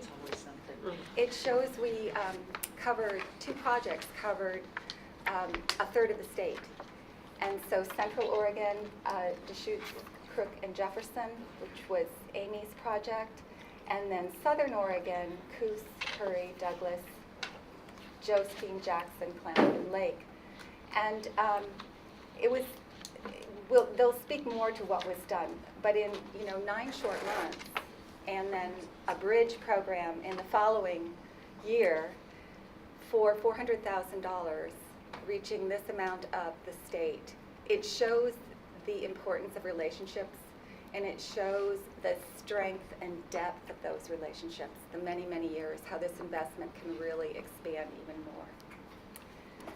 So the awards really implemented these innovative practices, and I've already spoken to a few of those, as well as the collaboration among partners, which is really what helped make it successful, and the cohorts forming a family. They really formed their own family, their own group of having that sense of belonging. The portfolios, that was another innovative practice, something that hasn't been done. The established conferences, so really taking advantage of the conferences and tying those into this work so that child care providers, our early learning workforce returning to school could get the jump start on college credit. So translating and articulating those classes to college credit. Face-to-face orientation for online instruction, which was a really important piece, being able to navigate the online systems. And then I mentioned earlier Southern Oregon University's traveling workshops, going to each community, which actually is still continuing in Klamath. And then, as I mentioned before, the classes are offered in their home communities. And then also dual credit. This is a big thing that Roseburg did, is the dual credit in early childhood education in the high schools. So they were creating a pipeline from the high schools to the college. So let's start with Central Oregon. Their project is called Partners in Practice, and they were awarded about $150,000. Amy? Can I tell a little bit about that amount? I need to look at Dawn, because this was, how you have this life history, and there are these moments that before that moment, and then there's after that moment. And I had an experience with Dawn about 2 years ago that really was that moment for me in my professional career, and that was when we had applied for this opportunity, and we went and we met, and we learned that everything looked great. However, they asked us at the end could you go back and ask for more money? And this was my first like kind of formal experience as a grant writer, and I was with our official grant writer, and she said, that doesn't happen usually, so don't get used to that. And we were really like, we were so blown away, we actually took a selfie outside the building to say, like, this just happened. And it was incredible to have that level of enthusiasm and support going into this journey. But we titled our project Partners in Practice because from the very beginning, that's really what it was. We were working with our partners in our region who we've already been collaborating to support the professional development, but now this opportunity, we could formalize it, structure, and have some justification to those other stakeholders that didn't know how important this work was. Now we could cheer a little louder. So really the two main partners were Central Oregon Community College and Child Care Resources under Neighbor Impact in our region. And so through that partnership, we were able to connect with our child care providers in our region to offer not just the college credit, because that first step to college is terrifying for a lot of our early learning workforce. They were used to community-based trainings, and so to have that opportunity to take college credit wasn't just oh, okay, we're excited for that. There was a lot of fear around that. So a lot of hand-holding. We called it toe dipping earlier today, right? Of, I don't know, can I do this? And our child care resource partners were instrumental in that work of really being side-to-side partners. One of the most exciting things about our particular program is we actually hired 2 students to act as peer mentors. And we really didn't know what this would look like, but we had a sense from the research that having a peer who was also in the workforce and going to college would offer just a sense of a trusted advisor, different than a college faculty member or advisor. And we were right with that hunch. Those, we called them peer mentors, kind of became lifelines for a lot of our students. And we refer to them as scholars instead of students. That kind of just changed the conversation. One of our peer mentors was bilingual, and she worked primarily with our Spanish-speaking child care providers, and the other spoke English with our others. So between them, they had really different roles depending on the community that they were serving. Our Spanish-speaking peer mentor took classes alongside our Spanish-speaking providers, and we have a group of about 25 to 40 who have ever since the very first term have been taking classes. So toe dipping turned into full-on swimming. And they just last week met with someone from George Fox to talk about a bachelor's program. So it's pretty exciting. I don't know what other parts, I could go on and on about this. I think the piece that's been most exciting to me has been to see those who have been in the early learning workforce in classes alongside more traditional students who haven't yet been in the workforce, and that sharing of information and deep knowledge in the field has been incredible. So I think there was a fear of coming into college of, what am I doing here? I don't belong here. None of my family's ever done this. To, oh my gosh, I'm an expert and I have something to offer this bigger conversation. So that's been pretty exciting. As a result of this work over the past couple of years, the institution we're also seeing changes there in terms of our placement testing, which was always required, to now saying, well, do we really need a placement test that's offered in English all the time? Do we really need to just, because it's always been this way, do we have to keep doing it that way? And as of the fall term, we are going to have a new certificate we're calling DALE, Developmentally Appropriate Learning Environments. That's about 21 credits, specifically in early childhood. So our Spanish-speaking cohort will be able to graduate in June. They will walk across the stage with a completion degree. So we're pretty thrilled about that. So I would just like to point out, Amy's original grant said that they would serve 90 child care providers, and the magnet of it brought in 125, although that also is continuing. So the project funding did end 2015, and we were able to go to Dawn Woods and say, could we have some money for this? And she found it. So we got some Race to the Top scholarship money that was dedicated to the cohorts in these 2 projects. So you just want to talk a little bit about that bridge and what you've been able to do? And with the Race to the Top funding, it was a little bit different. So we didn't know there are different qualifications. We really had to really sort of streamline and think about what's most important here. What can we do with this?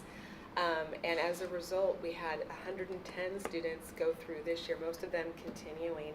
And then those that we were not able to, we're now eligible for other scholarships. So we were able, because they had a year of college coursework, they now showed academic commitment. So that helped to bridge their funding. Really, as a result of that race to the top, though, having that extra year of support, we had 12 students walk across the stage just a couple weeks ago, receiving their certificates and their associate degrees. We have 3 of them going on to Oregon State in the fall, and these are individuals who a couple of years ago really did say, I think I'll take one class, maybe. So that's been instrumental. We also were able to offer textbook support, so just the expense, those of you who remember how expensive college textbooks are, they continue to be on the rise, so we were able to cover textbook support for every single one of our students this year. And Amy has also done a video that shows the students that just will make you cry, and we'll be sure to send it to Megan to share with all of you. Tearjerker. Our students are scholars. We just had a celebration night on Monday. Can't remember what day it is. Monday night after a really long day. And we had 57 students who were there. 45 of them were primarily Spanish speakers. They were printing out their transcripts, getting ready to send them off to the Oregon Registry to see how they were moving along. And the energy was so positive, and the president of our college came just to congratulate everyone. And there's really this sense of, look what we've done, that's owned, I think, by the individual students. A lot of them brought their children.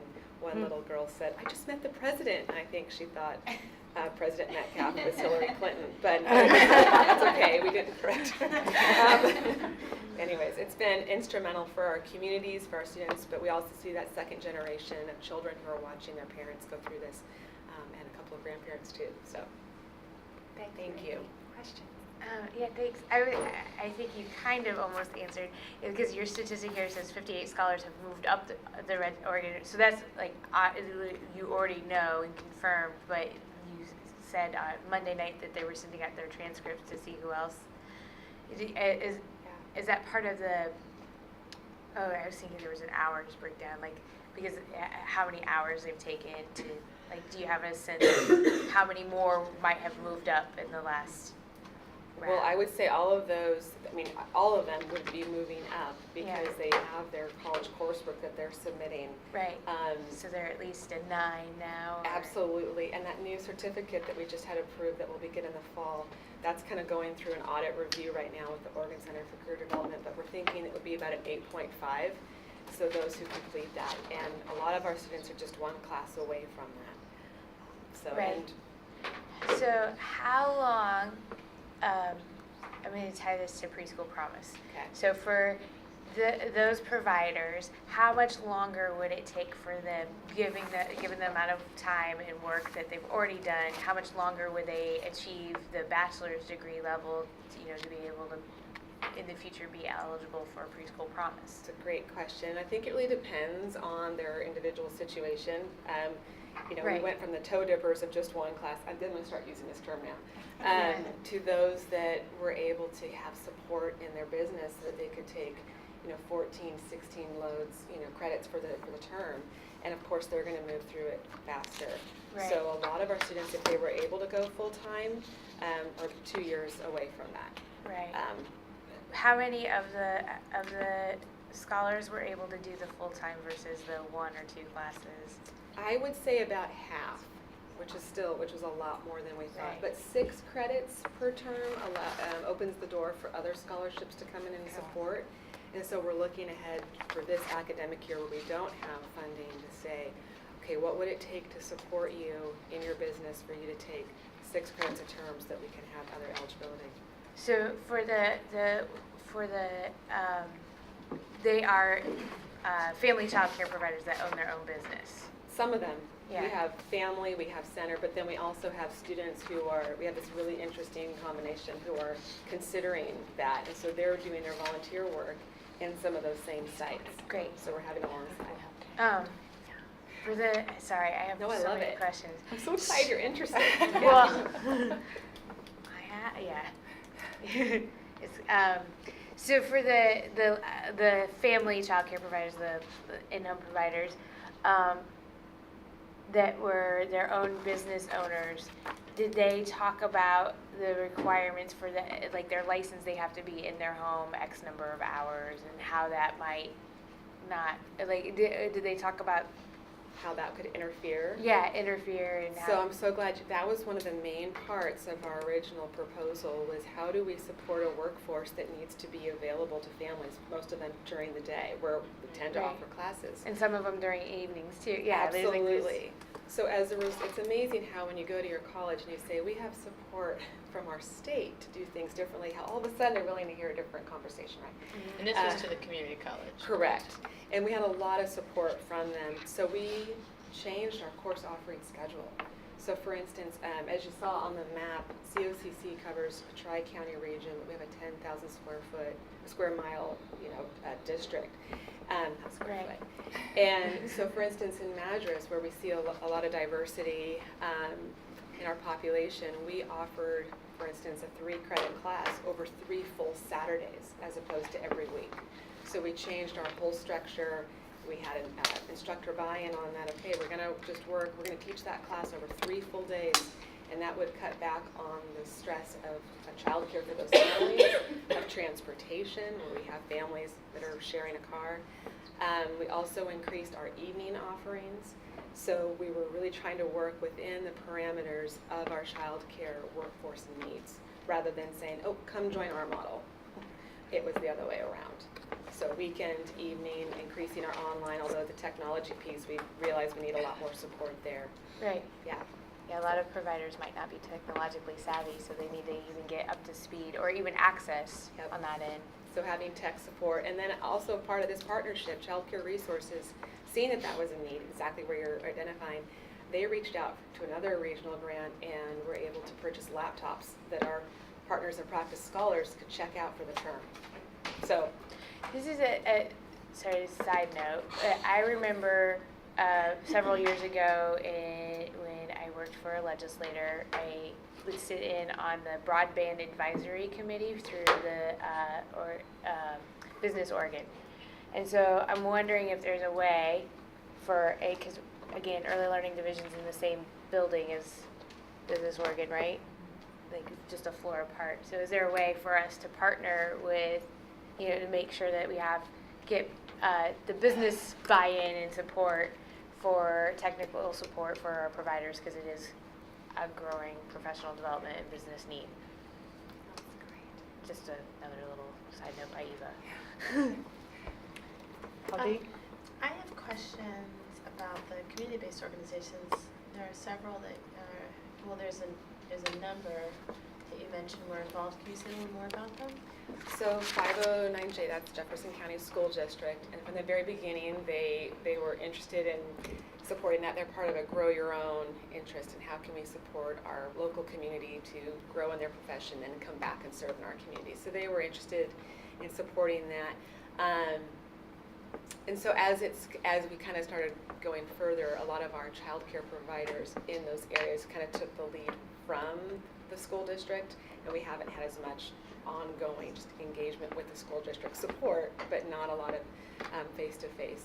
OCDC that we have in Madras, and then also Head Start has been an incredible partner in that as well. Our support with our ESD, High Desert ESD, serves our region, and that's been a lot of. Can you say more about the support, like what it looked like? Were Sure. they supporting by providing people to participate, or were they doing any of the training? Not the training. Like in the case of OCDC, release time for those students that were taking classes during the day. Also, in all of our early childhood ed classes, students are required to spend about 30 hours of volunteer time in settings that serve children. And so really being open to that, supporting our students, seeing themselves as critical partners in that work. Child Care Resources has been that main partner in terms of that outreach to our providers using their mailing system, their listserv, and then they've offered trainings as well, like the technology training that we realized we needed to have. We didn't have that in our original grant, so we contracted with them to hire to support. So a lot of learning as we go, and then figuring out regionally where there's support.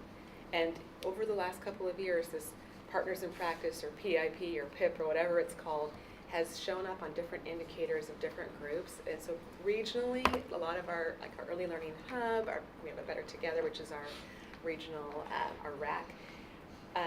It's being used. People are using this as a bright spot. So I think there's a lot of sense of we're part of this, even if they really haven't necessarily been. So that partnership is helping us move forward as well. And what percentage of the students were students coming out of high school, or like what percentage were the providers already doing the work versus the folks you had mentioned that there were some people, I don't know if it was high school or they were coming out of college, but they were interested. I think yours had more of a high school outreach than ours did for this particular project. Gosh, that's a good question, and we could look at the numbers specifically. I would say more than half are coming out of the business sector into coursework for the first time. Okay, and then my final question, you had mentioned one tribe. Can you say more about the relationship with the tribe? And it actually would be 3, because it would be the Warm Springs, Confederated Tribes of Warm Springs. So part of our work from the very beginning has been to continue our outreach efforts to work with our tribes, with the Tribal Council in Warm Springs. They have 2 early learning programs that serve the majority of the community. And it's really interesting when you talk to them about there's very little turnover. It's unbelievable. And so they have providers who've been working in the classrooms there for 30 years. They're teaching generations, but they've had very little formal coursework. And so working with them, there was this initial thought years ago when we opened up our Madras campus that would serve Warm Springs. It's about 25 miles away.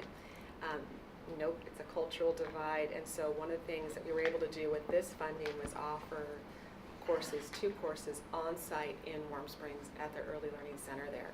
So staff were able to stay after school and take a class with someone actually from Warm Springs who was teaching it. So really want to make sure we had local leaders who were teaching the courses.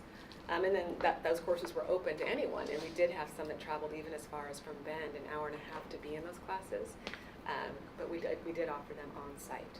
so they weren't going through the whole community college program, but They still were. They were. Yeah, it was a credit class, but So we they were got able. credit. Yes, Okay. it was a full credit class, but instead of having it on campus, we brought the campus to Warm Springs.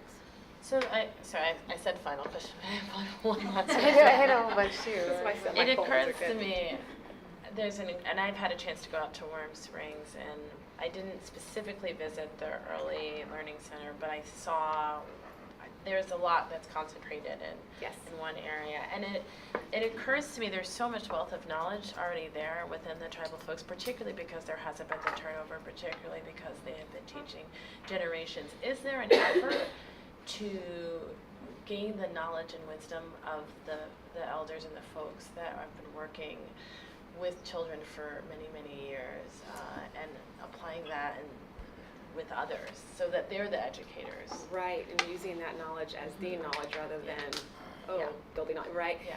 And I think going down that path is why we wanted to have someone who was teaching the classes who was recognized as someone from within the community. Working really closely with Tribal Council to say, who would you recommend teach this course? Normally we wouldn't necessarily do that in Redmond or Bend. We're not asking someone else who's going to teach our course. It's a different story. We want to have the community support. The person who is teaching classes for us, her mother is an elder and recognized as such within the tribal community.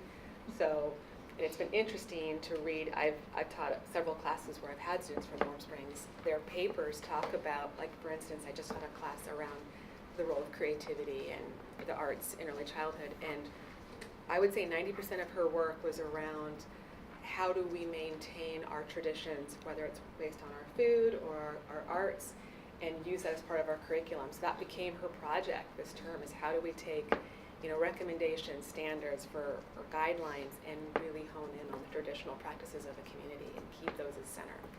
So that developmentally appropriate practice conversation became really heartful for her. So I look forward to that. I would like to have this particular student be one of our teachers here really That's soon. what I mean, like informing the overall system. Yeah. Absolutely. And she's someone who just started off as a home visitor and thought she would take a class. And she's taken about 24 credits this year. She kind of surprised us. So, thank you. So I have some structural questions, and I'll just refer.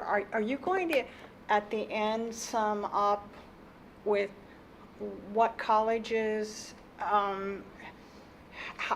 the behaviors of all the partners that were essential to make success in these projects, and some idea of which components can only happen if we find money.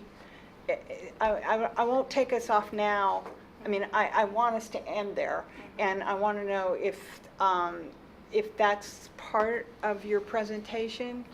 It's actually next steps. I was going to talk a little bit about what we're doing to prepare to grow this.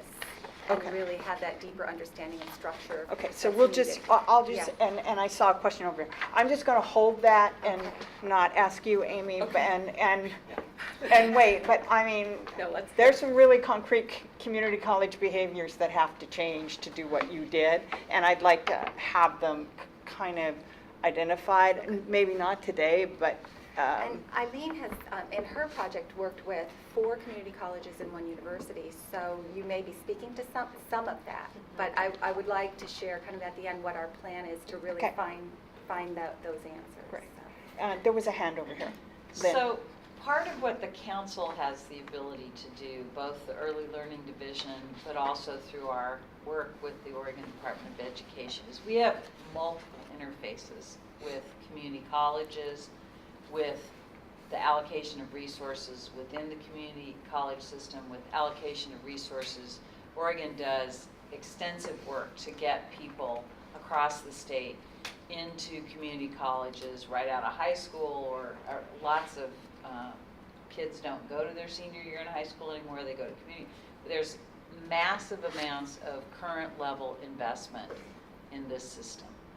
And I am a huge fan, not just because I went to community college while I was working full-time as a legal secretary, but I am a huge fan of the agility of community colleges to get on the ground, to get in communities of color, to get what you did at Warm Springs is, you know, amazing, impressive. I'm very familiar with what they have built there, and it's incredible.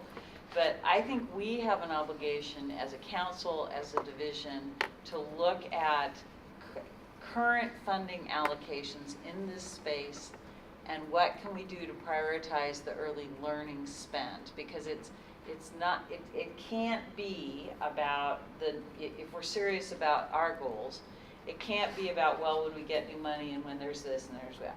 I think we need to have a proactive engagement with the community colleges and the education funders and say, how do we align our priorities to ensure the investment goes here first? Because it's at it's $120 a credit. That's more than when I went to community college, but it still is very, very accessible at all levels. And there is not only, if it's not accessible, there's a lot of funding that Oregon has created for community college for access. And so I think we need to double down on this, because this is the fastest way. Associate's degrees are magical. I can't tell you how many people in social services have gotten an associate's degree, have worked for 10 years, gotten the money to get their bachelor. I mean, I'm not proposing that's the ideal model, but it is the fastest toehold to advancing the workforce that we have, and we need to support it, and we need to ensure that it's the current investment is prioritized. So the council wants to go to the end, but we need to, we're jumping to the structural issue. I want to say we actually are doing that. So we've been talking with the association that represents the community college presidents, and because this pilot has shown what's possible, there's a pretty significant amount of interest, and there are dollars to leverage. Like, many of our providers are Pell eligible, so you can start to get at some of that. And then this is really like, how do you supplement that? How do you pay for books, travel? How do you pay for the navigational support that's there? But I won't take much more time on this, but I was actually a little surprised at how many of the college presidents were completely leaned in and want to meet in July to talk about their role. But I want to say something. The state has been underinvesting in community colleges, and so I think it's also a conversation with the HEC around how are they going to prioritize community colleges. And it's something that I can say from my vantage point on the community college side, we've struggled with a budget that is, increasingly declined in terms of the revenue we get from the state. We have students that are talking about the hardship of living, at least in the metro area is definitely different than the rural areas. Metro areas become so unaffordable, the idea of raising tuition at all has become really tough. We've got a lot of students that are homeless and a lot of students that are just barely getting by. And so without true investment, community colleges are kind of tied in how they support access piece and sort of these sorts of innovative things that are getting people into the workforce and into better jobs, better paying jobs. And I do think there's a link between community college degrees and high wages. And I've said that before, a bachelor's degree is not dependent upon high wages, and community colleges have shown how you train people in a craft and provide access to higher pay. So I agree that they're fundamental in the equation, but I do think that the HEC has to prioritize them more than they currently are. So we really do want to hear her. So Eileen, thank you very much, Amy. Oh, thank you. Go ahead. Well, we applied as the Southern Oregon Early Learning Professional Development Consortium, and we were a collaboration of, as Margie said, 4 community colleges, 1 university, 3 R&R, child care resource and referral agencies, 3 different early learning hubs, covering that whole lower tier of counties. There are a bunch of counties, 8 counties, something, 7 counties. And so it was really interesting because these are some very rural areas in Oregon and geographically isolated areas. So it wasn't, we're this group of united counties, but there's mountains in between, there's coastal remoteness, there's, lots of different geographical issues going on. But one of the things I think that we all learned was that so much of this was really about relationships, relationships with schools with one another, with students, with navigation coaches. That's just what has created the success I think that we've had. So one of the things that we did was to create a community of practice between the partners, and we met, we tried to meet in person, face-to-face, about quarterly, and we had monthly conference calls in between, or we tried webinars. Some people had cameras, some didn't, so we heard everybody's voice there. So that was really helpful, and to really keep us on track in terms of moving ahead. We also, in each of the regions defined by the community colleges, were working on specific projects that were related locally, very important, because we were all in a little bit different places. But we also had some overarching common goals that Margie alluded to earlier in one of the slides, the e-portfolio and some of those things. One of the main things we really have tried to do is in terms of distance learning, online education, developing the common course schedule of really looking at what terms people are offering specific courses, and if I can't get a guidance course fall term at my community college, maybe I can go to another community college and find it online another term. And one aspect of coordinating those courses is through the Genius system, it's called. It's a system through the community college distance learning folks that we're trying to revive. And what's it called again? Genius. Genius. Yeah. Okay.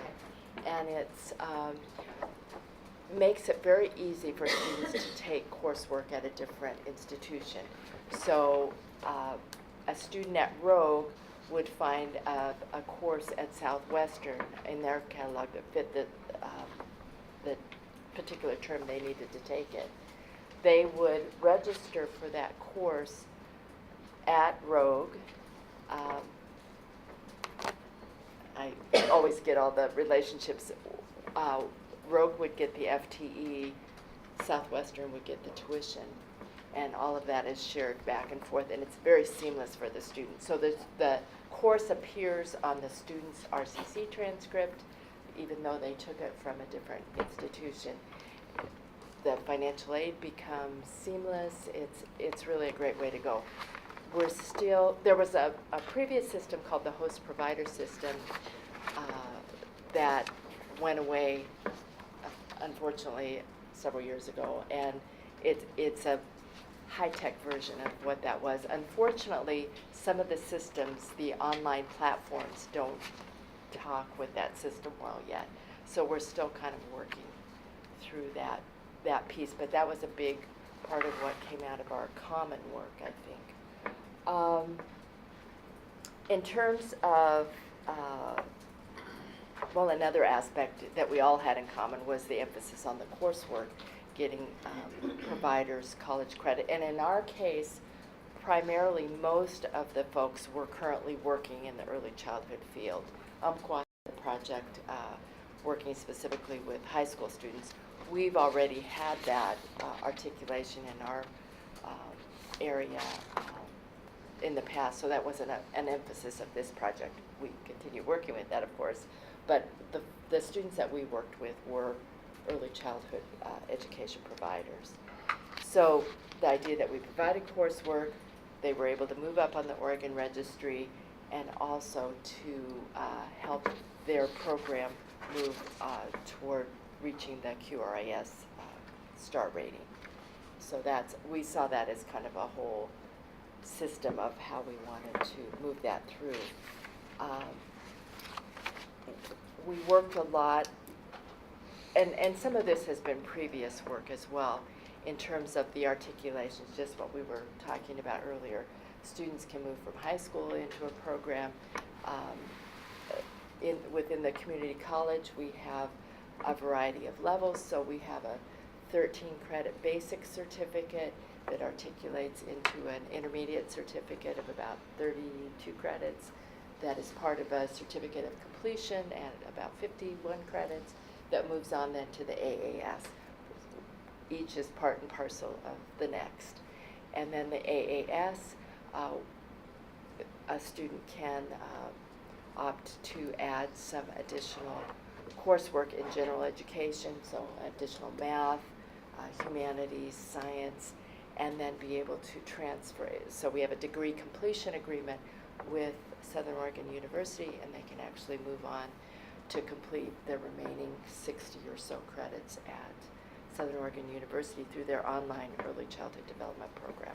So it's really a seamless system. We've gone from 20 years ago of having some CDA courses that were offered over here, and then a master's in teaching program that was offered at the university, and there was nothing in between. And we've now filled in the whole pathway, and it's very exciting. So those portable, stackable credentials are definitely a piece of what we're doing. Another exciting piece that we were able to do as a result of the thinking that went into this, and this is specific to our program at Roe Community College, we've developed a new degree in family support services. So it takes existing coursework in human services and pairs it with existing coursework in early childhood with the addition of a course in home visitation, early childhood home visitation, and a course in parent education and family support, to create folks who are able to work in programs as family advocates, as home visitors, as family support workers. What we found in the past is we had people coming out of human services who would get into those positions but have no knowledge of child development or working with families who are raising young children. Or we had early childhood folks who had wonderful knowledge about child development, but not a lot about family systems theories and drug and alcohol addictions and issues like that. So what we're trying to create is a workforce that has both of those skill sets. And we're really excited about that. We've been piloting it this year. We plan to roll it out fully next year and have a lot of interest from a lot of folks who've been waiting in the wings for this to happen, which we actually didn't know until it came back. So specifically at Rogue, what we're really proud of in terms of this project is we had been working with a group of providers who had been our vessel cohort, which is vocational English as a second language in early childhood. So the idea behind that is that a person can learn a second language more quickly and effectively if it's within the context of something they're very passionate about, very knowledgeable about, and so the early childhood field, they're working in it. These were primarily Spanish-speaking folks who had been working in the field for a long time. Many of these were center-based teachers, and this was an opportunity for them to gain college coursework and a better understanding of English at the same time. So some of these providers had been taking coursework with us since about 2010, so it had been funded by other means, and we used the professional development funding to move them ahead, and we've had just some amazing results with that. We actually have one of our vessel students who is graduating with her associate degree at the end of summer term. She has been working very hard. She was one that decided she could do more than one class a term, and took it upon herself, with our support of course, but to get financial aid and to really move ahead, and has been taking up to 3 courses some terms, summer, all year round. So we're very excited. Do you want to let them know about the preschool promise, and then we can move into Jill, just because she Sure. could dive into Sure. that cohort? Yeah. So that was our vessel group, and they are at this point within 2 courses by the end of this year, within 3 courses of finishing their 1-year certificate. So they've been, 1 course a term. We did 2 a couple of times, but it's primarily because these are folks that are working 40, 50 hours a week, more sometimes. They have families at home, and they're coming to classes in the evenings and making this work. So it's taken time, but they've done an amazing job. We also, with this grant money last year, instituted our Spanish cohort. So these were courses taught in Spanish, and what we did was start them with our basic certificate coursework, that 13-credit chunk, and we decided we could get them through in a year. And we thought we'd have a little more than the 9 months it actually ended up being, but we were able to do it. And that group was so committed, coming to class every Monday night for a whole school year, and then going to some Saturday classes and some additional work to enable that they finished the entire thing. So we had 25 students at Rogue Community College taking these courses in Spanish, and then through IP video we broadcast them to Roseburg, to Coos Bay, and to Brookings, and we had another 17 students in those, 17 or 18, in those other sites.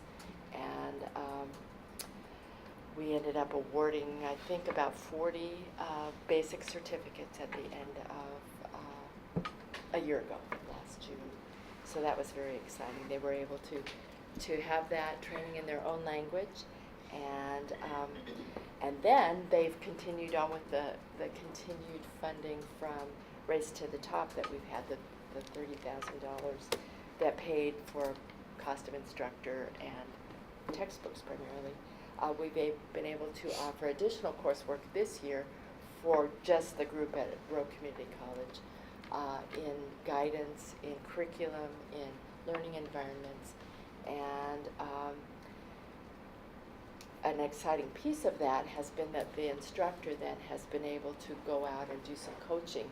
And I should back up and say, as you heard earlier, this group of Spanish-speaking providers are primarily family child care providers in their own home. So working on their own, somewhat isolated, our instructor went out and with the funding from the grant was able to make coaching visits, and so able to provide feedback about child interaction strategies or about the curriculum as they were implementing it, or about their environment, which tied in directly to their work on their QRIS portfolio. And this was really exciting.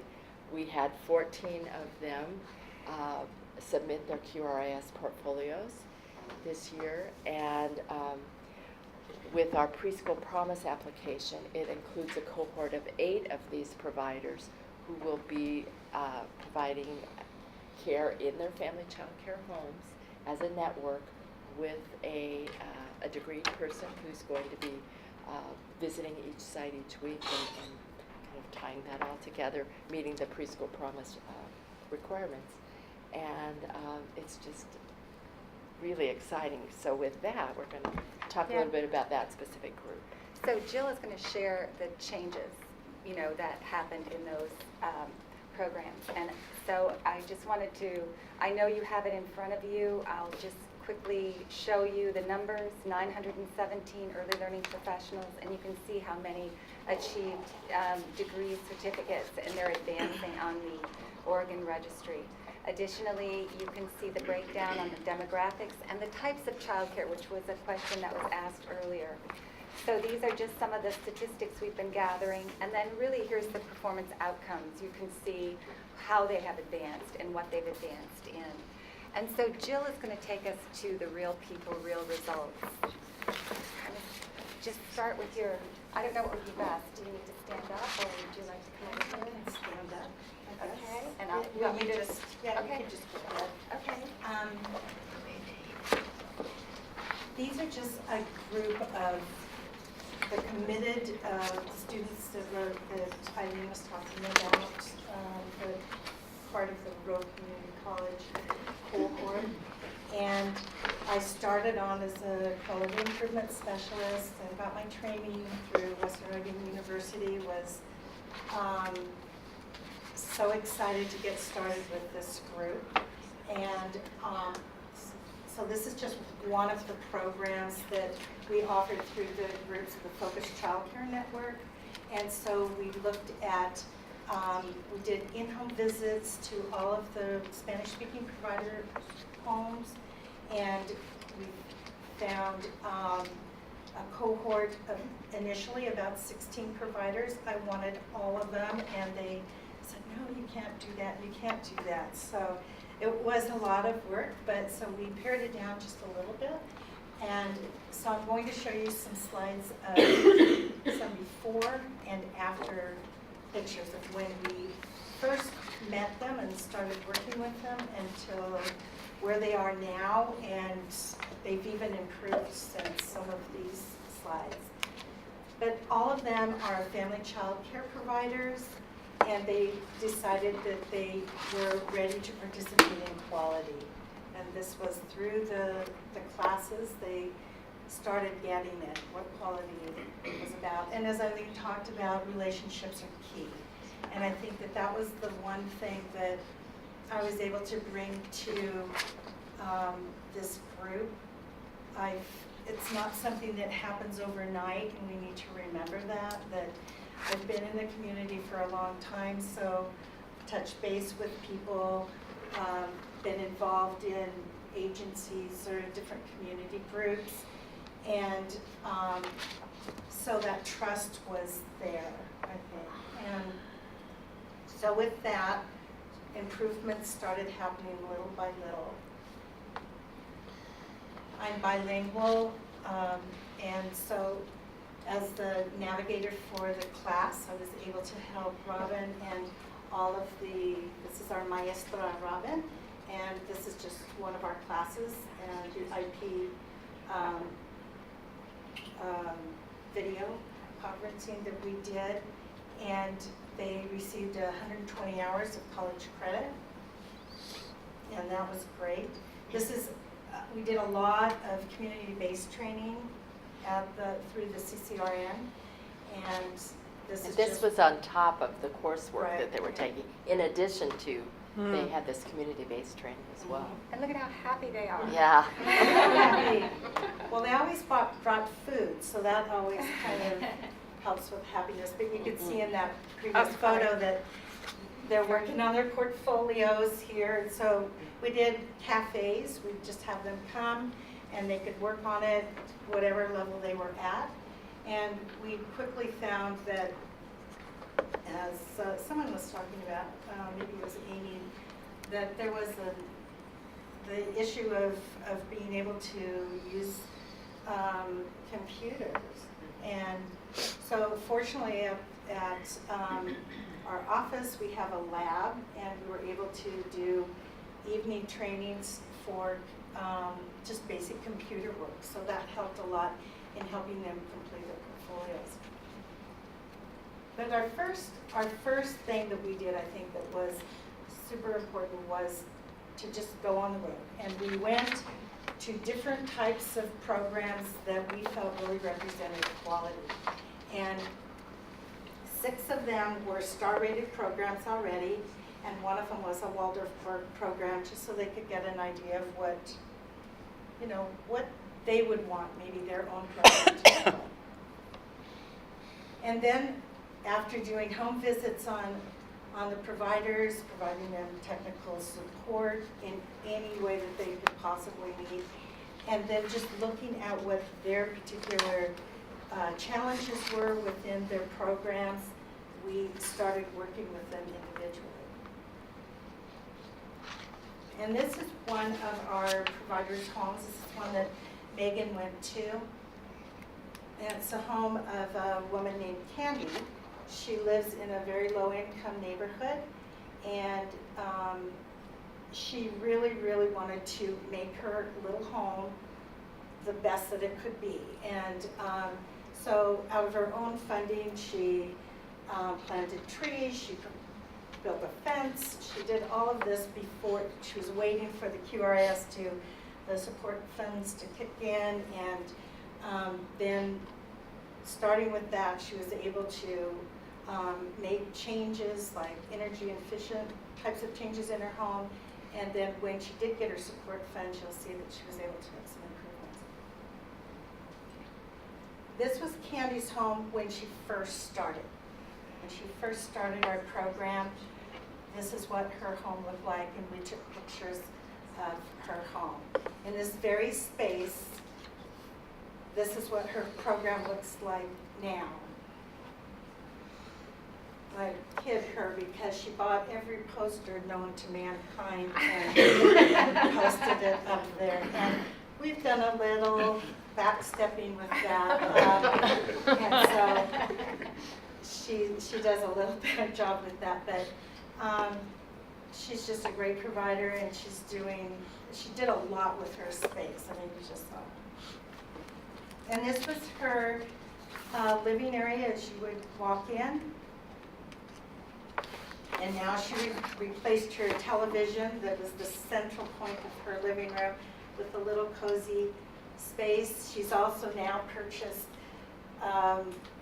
some slip covers for her sofas, and so it looks really nice in there. And this was her area outside before, and now she has this playground structure. She's moved it a couple times and got it because it was really close to that.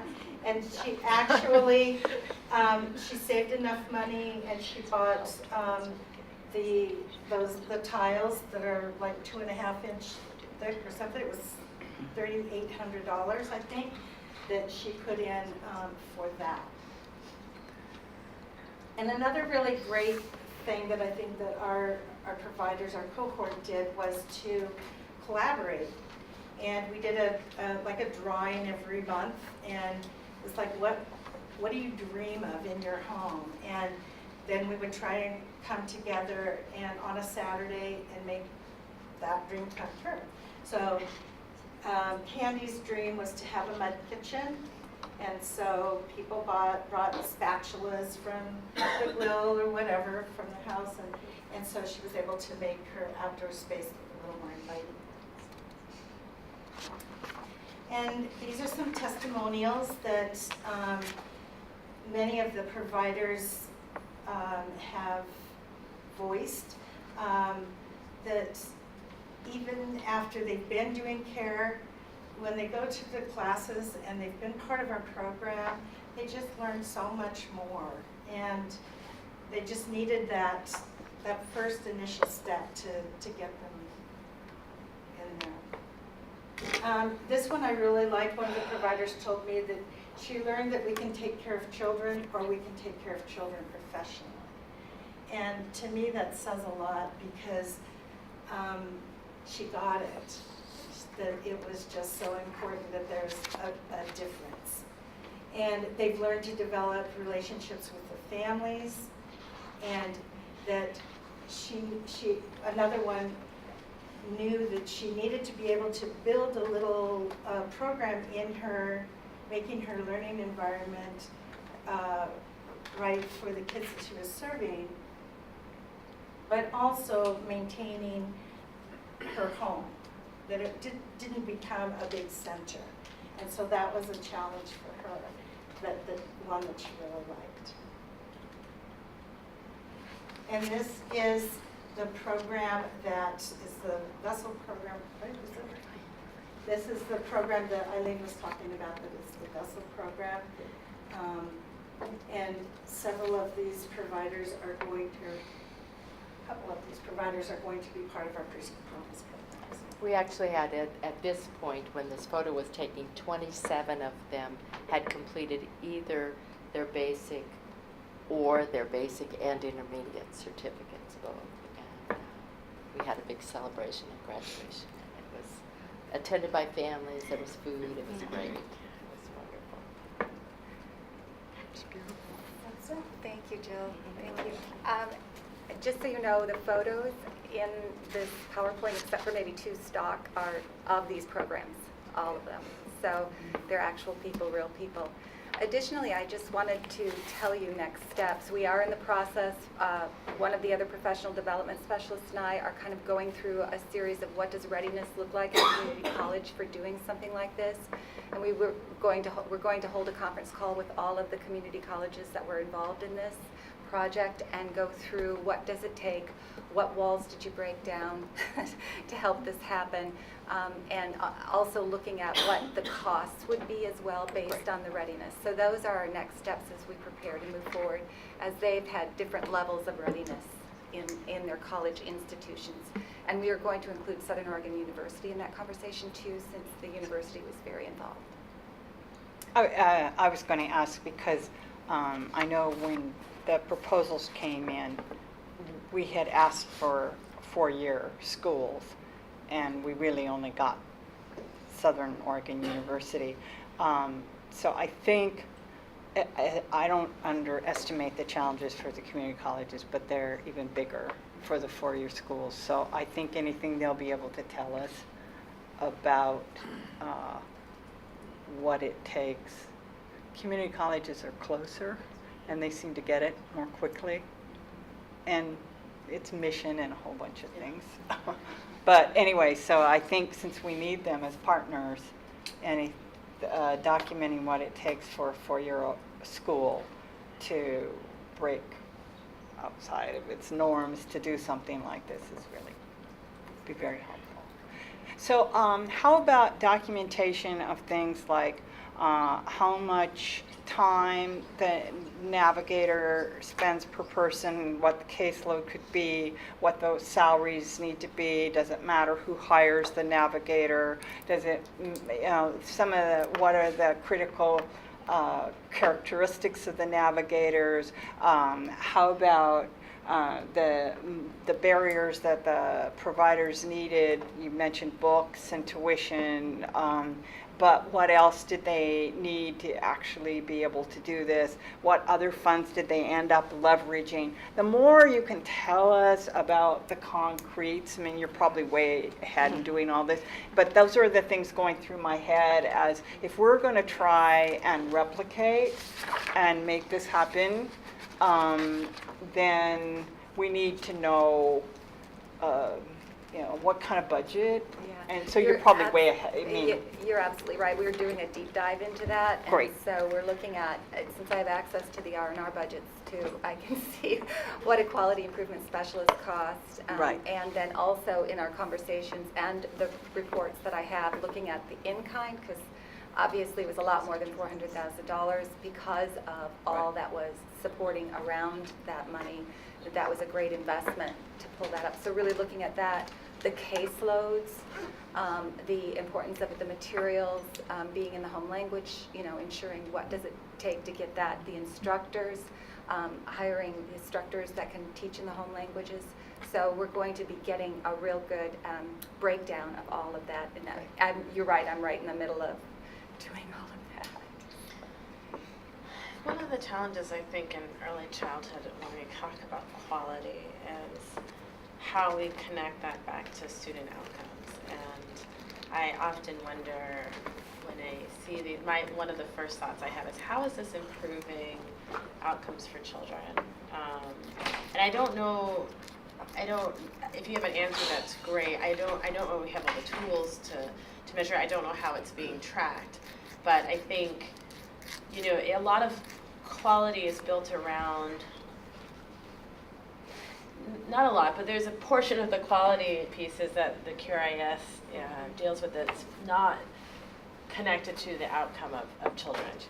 And you can do all of these things and still not have the outcomes that we need with children. And so I wonder how, I think as we think about this system that we're wanting to build, we need to think about how do we have different outcomes for children so that when they're entering kindergarten, that they're on a better trajectory.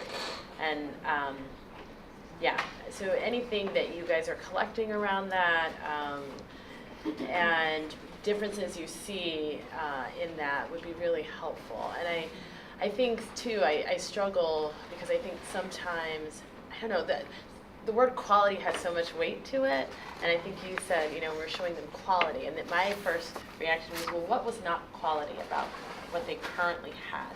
So I see that, there was a difference in what they had in their space, but in terms of the way they are caring for an infant, say, and nurturing that infant, like, what was quality to begin with, and how are they growing? I think we were initially looking at environments, and so when we were doing our first tour, that's what our focus was, to look at quality environments. So we were looking at health, safety types of things, just that they had enough materials, that the materials that they had were in good working, that they were working, that they were not in disrepair, that they had enough space, physical space, because that was another thing that typically they're confined. There's a lot of people in a little place, and so we were looking at those kinds of things. And then as they go through the classes, through RCC, plus the community-based classes, I think that we're really diving into what you're speaking to. And I would encourage you to call out quality environments versus quality on its own. Right, that's a good point, thank you. Because it's, And I had something to add, and this isn't as easy to capture, but it's more of a narrative piece. But in our video that's out there, Margie says it's going to go viral. No. It's on our Facebook page. One of our peer mentors, her name is Lisa Mathis. She's one of the first people that's on there, and she started taking college coursework about the same time she was working on QRIS initially, and she became one of our peer mentors. And one of the things she talks about is, I was always using Play-Doh and clay. I just didn't realize how great the reasons why this was supportive. And so that intentionality piece for me speaks to a different layer of quality of being able to articulate the why behind the curriculum, which I'm not sure if all frankly, kindergarten and first grade teachers could do that. And so when they say, okay, no more blocks, I'm worried that they don't know what's happening there. And so I really am all about our early learning educators being able to say, hold on, there's tremendous value in this, and here's what I know about it. So really owning the professionalism of our field. And that's the piece of quality that I've started to see in a lot of our providers as they're taking coursework. They can talk about the environment, and they have great understanding about that, but they can say why. Why is this important? Not just because it's in a rule book or because someone said so, but what does it bring to children's overall development in the big term journey of education. So that for me has been a quality indicator that's harder to capture, but I think we need to, that intentionality piece.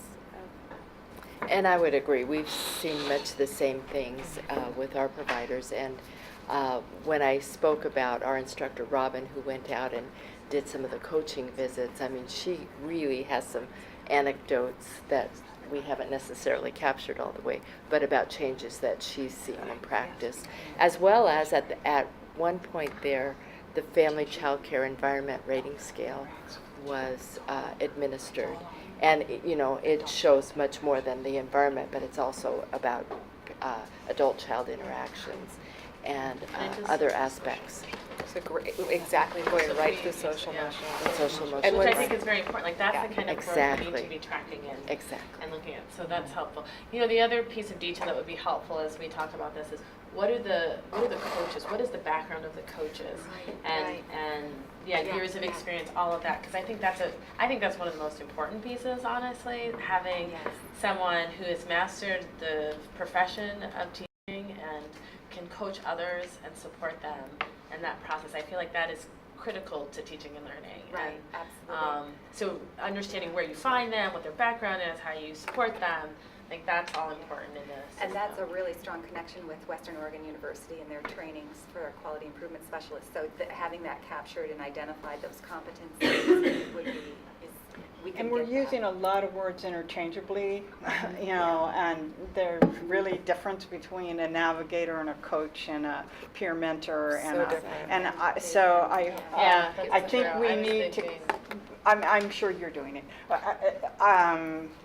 That's fine in conversation, but when it comes down to replication, we want to have clarity on, because these people play different roles in what makes a provider successful at getting through it. And so we've seen that. if we could get clear on. And at different stages of the journey. So initially someone might feel more comfortable having that support of a peer who really gets it.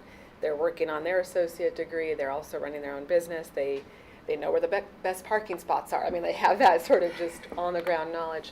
And then as they feel more comfortable and confident as seeing themselves as a college student, then there's this reach out to a connected coach, is what we called ours, who's been in the field for 40 years. And she has deep knowledge about the interactions but I think there was an intimidation factor that we actually didn't foresee that was very real of, okay, after a couple terms, then I'm okay reaching out to Candace, was who ours was. But initially, that person who was just sort of like, okay, I trust this person. They get it. They're going through it too, right now. So being able to flesh that out. I just hope I know this is huge, Margie, but just the more we can capture, then the designs are going to have more chance of replicating the success you've experienced. And the differentiation that you did based on different populations too. Because you talked about the tribal councils, it was different, sorry. No, you're right. Wanting to meet people where they are culturally, I think is very important. So understanding how you mentioned the equity lens, how did you apply? What did that look like specifically? And that's the piece that I so value about this opportunity, is that it wasn't a one-size-fits-all. There was a lot of permission within this framework for us to go back to our communities and figure, even within our communities, the diversity within that. And in whatever way we move forward, that's something that I would really want to hold of the highest values, that we're able to be flexible and responsive to meeting those needs, whether it's in Warm Springs or in the coastal communities where there's just profound differences. So I really appreciate that we've had that opportunity. And so as we look to replicating that, I think that's something we're going to have to remain nimble, hopefully, in how we can see, yes, this had great value for our community, and here's why it might look a little different in this community. We're here to help, find those connections. Eva, sorry. No worries. I appreciated all that was being said, and thanks to all of you for this too. And I know about the environment. A lot of providers do take pride in their program, but they're like, I wish I had more. And so what you've done with them, and I hope that we can expand it to other providers, because I know many would like to do more with their space. And I was curious about the student demographics that we kind of, on the child care types, it's a great range, but we have 361 of other early childhood educational professionals. That's a large chunk of just other, and I was just kind of curious what some examples of that might be. In our case, that could be a student who came out of high school, or or maybe they came out of a different career, or they're starting to take courses in early childhood. So they haven't yet been a business owner. Okay, or not yet a teacher. I Right. was just wondering if there were in-home visitors in that too, like if it, or. Within ours, there are several. There are Okay. 3, but it's minimal. It's under 5. We had a couple of nannies in our group. Which I won't let them say in my program. Right. Like, that's a female goat.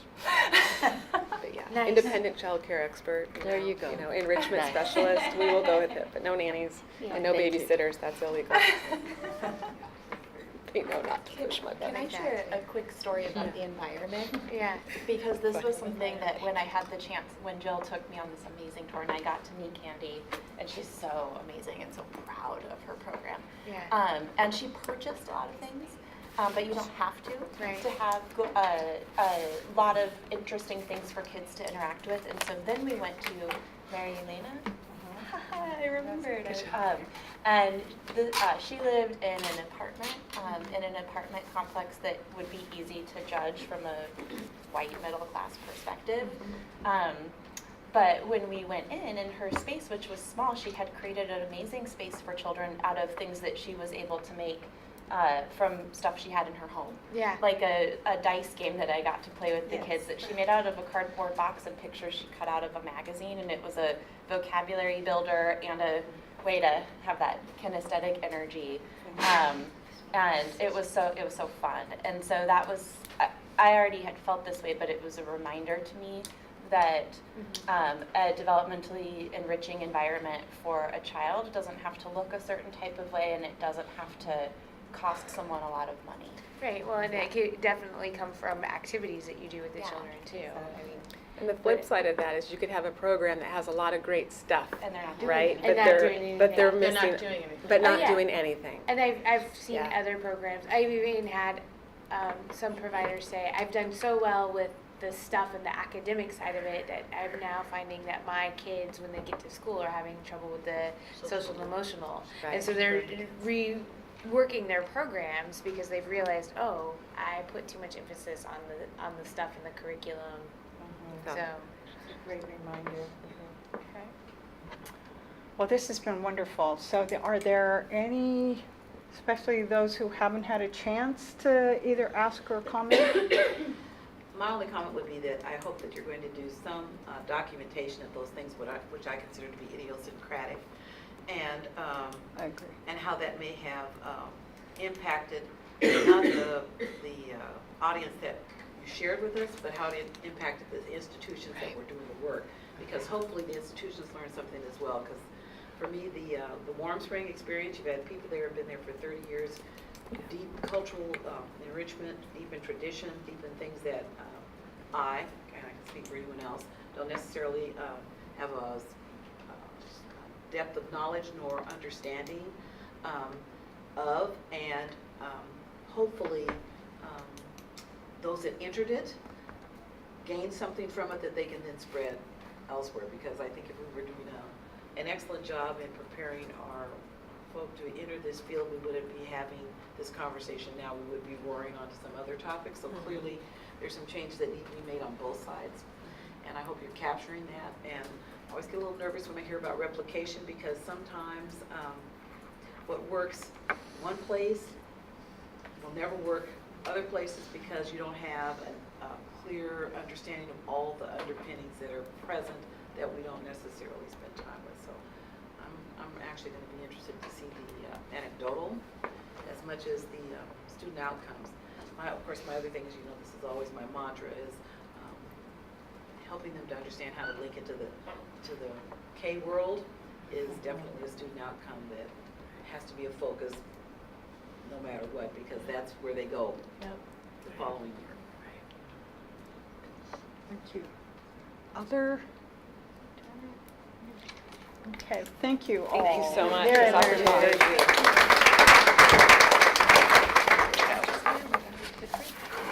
Yes, let's take about 15 minutes to get the lunches for council members. Always feel so badly to not be offering lunch to other people. I always feel like opening the bag and sharing. So, and we'll reconvene in 15 minutes, except that I don't have one. I can't believe. Welcome back to the Early Learning Council meeting, and we are we've got three things left. We have, right now, Carol is going to lead us through an update on the QRAS engagement, and which is in our behind tab 2. I forgot to tell people, but I kept watching, and you were finding tab 3. I forgot to mention it. Tab 2, 3. I think they're backward, aren't they? Yeah, tab 2. So it's tab 2. It really is tab 2.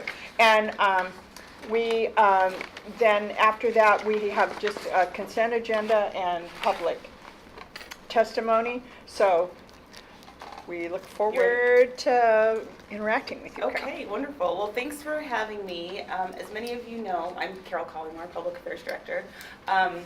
We have been in a months-long process of doing community engagement around the Quality Rating Improvement System 2.0, as I like to call it, because it's easier to say. And we've gone around the state with various communities to talk about what they would like to see in a quality rating system. What does it mean to them? What does it feel like? What are the bonuses for parents and kids, and what are the bonuses for providers? And so I won't read everything word for word because you guys have it all. You have this exact PowerPoint, but we'll just go through the highlights. But the goal really was to get meaningful suggestions and solutions to address the concerns that have been constantly brought up around QRIS. The process is still happening, so nothing's set in stone, but wanted to just make sure you had the update for where we are now. And so the guiding principles for the revision were these. We wanted to be transparent and inclusive. That is a large goal of the Early Learning Division in general, and so of course we'll bring that to this. Recognize and value all the stakeholders, be data-driven and vision-focused, and focus explicitly on equity, which of course includes culture, race, ethnicity, and language abilities.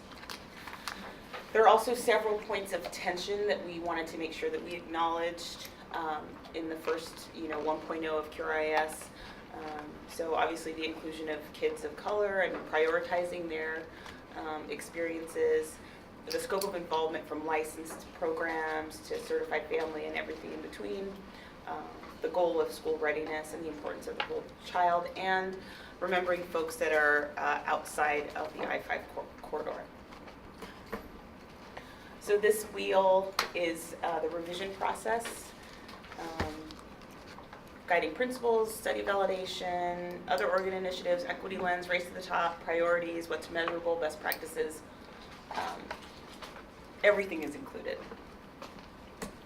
Okay, so our target audiences, child care providers, obviously, so the ones that are in the union, the ones that are accredited, family-based, center-based, rural, urban, providers of color, language diversity, school-age programs, teen parent programs, Portland Public Schools, faith programs, healthcare partners, and of course, families. So why is Portland Public Schools on there when the others, where are the other 196 school districts? You know what, that might have just been a typo. I'm not sure. I know there was an effort around K through 12. Now that I'm seeing this, I don't know why we were focusing on Portland Public Schools. I think because we've already done it with Portland Public Schools now that I'm thinking on my feet. But there have been other K-12 efforts. Okay, thanks. You're welcome. But we've also been giving them a huge amount of pushback. We've been giving. PPF has been giving them a huge amount of pushback. On The QRIS. Oh, Finding out why. okay, thanks.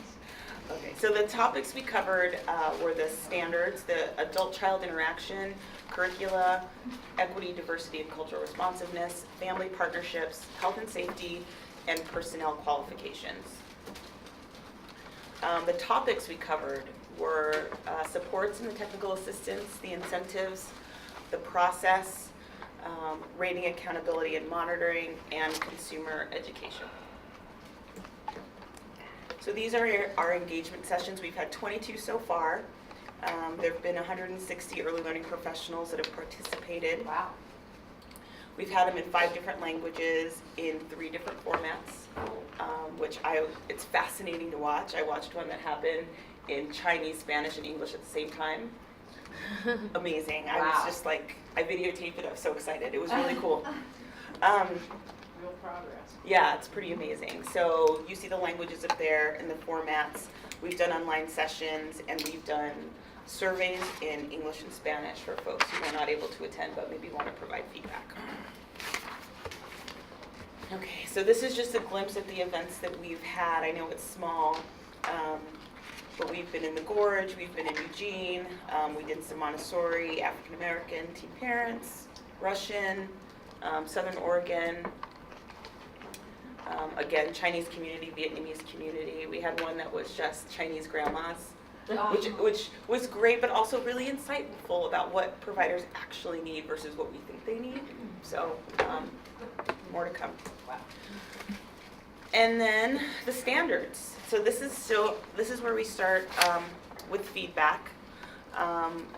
Themes raised to the top. These are the themes that kind of rose up when we were talking about standards. Folks wanted the domains to be well-rounded, to be clear that standards are indeed important, but what can we do to clarify them? There's a lot of repetitive stuff in the QRIS. There's a lot of, for lack of a better phrase, big words. People don't understand, they're getting tripped up. They're not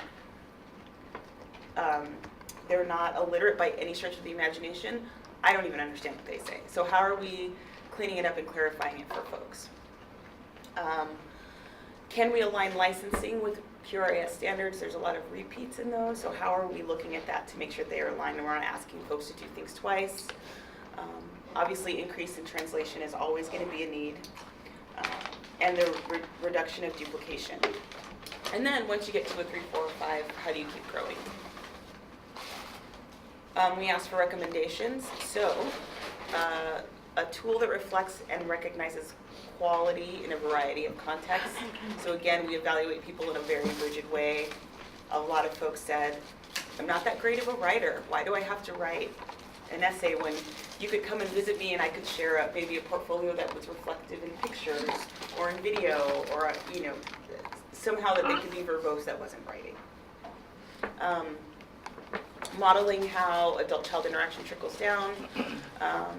Adult-child interactions is a great opportunity for coaching and need more social emotional curriculum. Health and safety, too general on eating, which was interesting. The eating standards are too general. Kind of like Ronald Reagan and ketchup is vegetable. Consistency across other standards used by other programs. Standards alignment with WIC that was really a great point. And then adding mental health and safety consultation. And then family partnerships, relationship families, long-term impact. Relationship with families means a long-term impact for the kid. So specifically on WIC, just bookmark this. We can throw the public health department at making that workable. We've got we've got WIC expertise up the wazoo in the state, so that one we should be able to just get done. Awesome, thank you, Lynn. Yes, ma'am. On the, I was curious about the consistency across different, for standards, because I know that one of the things that I've heard is that that QRS is built kind of on Head Start standards, and it's difficult for some in-home or there's something about the standards that it's more center attainable for center-based, and I know that they did a really good job of trying to tailor it toward in-home. So I'm just curious, like when you say consistency of standards, was that specifically on the nutrition, or is that? That is a good question. I'm going to go on a limb and say all of the standards by other programs, and not specifically nutrition. And I guess because just from the couple that I went to, it was this idea that we're asking for different things from different people, and can we be the same? Can we all be asking everyone for the same thing? Right, and I don't know if that's. I mean, yeah, maybe. I can dig down on that for you. Yeah, I can circle back. and I do like that they are all calling out the nutrition thing, because I know just from random stories that like they'll take a provider who might consider themselves really high on the nutrition standard, might take their kids to a program that offers a snack because it's during the snack time, and they're like, sorry, your kid got extra sugar today. We were somewhere else and they got graham crackers and fruit and juice, so like, I think that being clear about nutrition standards is important so that it's consistent throughout. Well, and there's not enough about snacks specifically, because I know there are programs that will have like the food groups and everything, but they'll give Cheetos as a snack. Like, so there's got to be it's the orange food group. Yeah. And actually, that, just so I can be clear about what the PPS is pushing, it's not that we don't want to do these, it's that we don't feel that they're pushing and setting a high enough standard that the consistent across it is improving the outcomes that we want for kids. We want better. Right. So I spent some time with we're looking at the NAEYC stuff and we're thinking, what's missing That here? reminds me. It doesn't seem to link, so I don't want want you to think we're saying, we don't want to do any of this stuff. Right. We're saying this. Not enough. Not enough, Right. not enough, and not enough focus on what works better for kids and what you need for the kids. Sort of like the wading pool thing. Yeah. Right? Yep, got it. Thanks, Harriet. On that, were we going to have ask Marilee to come and talk about NACE standards and QRIS and how QRIS fits into that? That'd be great. Yes, but not today. Yeah, Obviously, because the right. agenda is pretty long, and we're actually starting some work on a white paper to get that going. Okay. There's been a crosswalk with NACE, but it's annoying, I know, to hear, well, there's been a crosswalk, but you've never seen it, and so we just needed to start here so that you can see the beginning of the feedback we're getting, and then putting that together just wasn't for today. No, that makes sense. I just didn't know where we were in that with the timeline. Thanks. Sorry. That's okay. Okay, so this one is probably not going to be a surprise to anyone. It's about the personnel qualifications. People really wanted a balance of experience and education. Again, it's the struggle about how you afford to get more education, but you've been a teacher for 15 years, so you feel like that should qualify you. So how do we find that balance? Can we grandfather class people into the transition to QRIS? Is that a possibility? If someone has already been involved in a previous QRIS program and maybe they're going somewhere that isn't, can we bring that credit over with them? And then rating scales for, I think this is what you meant, Kiva. The rating scales for family-based businesses are a challenge. Is there alternative sources or access? And overly burdensome, too much evaluation. I wonder if the evaluation, sorry, I should have raised my hand. I wonder if the evaluation could align with the licensing too, and like that might help. Okay. Equity, diversity, and cultural responsiveness. Folks wanted more explanation regarding diversity. Folks wanted cultural responsiveness embedded in the approach. So there's definitely a difference between providers of color and white providers. the providers of color in my group specifically were saying, we do this all the time all year. We don't just do those sort of tokenized holidays. Like, do we get credit for that? And then the white providers were more on the side of, we want to do it. What are our tools for doing it? Like, what help do we have? And don't want to get dinged for not doing something they don't know how to do. So, and of course that that leads to the responsiveness starts with building the adult capacity. So how are we helping in that professional development piece? Okay, and when rewriting the standard, deliberately use language to reflect equity, diversity, and cultural responsiveness for each standard, not just the section that says cultural responsiveness, because that's how it is now. And then recognizing diversity within the racial and ethnic groups. So not piling African Americans with Native African providers, for example, or Vietnamese folks with Chinese folks, for example. Okay, supports and incentives. Quality improvement specialists are crucial, of course. They love their quality improvement specialists, which is great to hear, because they're sources of consistent support. In the sessions I was at, their quality improvement specialist was there during the community engagement. So that means a lot to them. Coaching and training are important.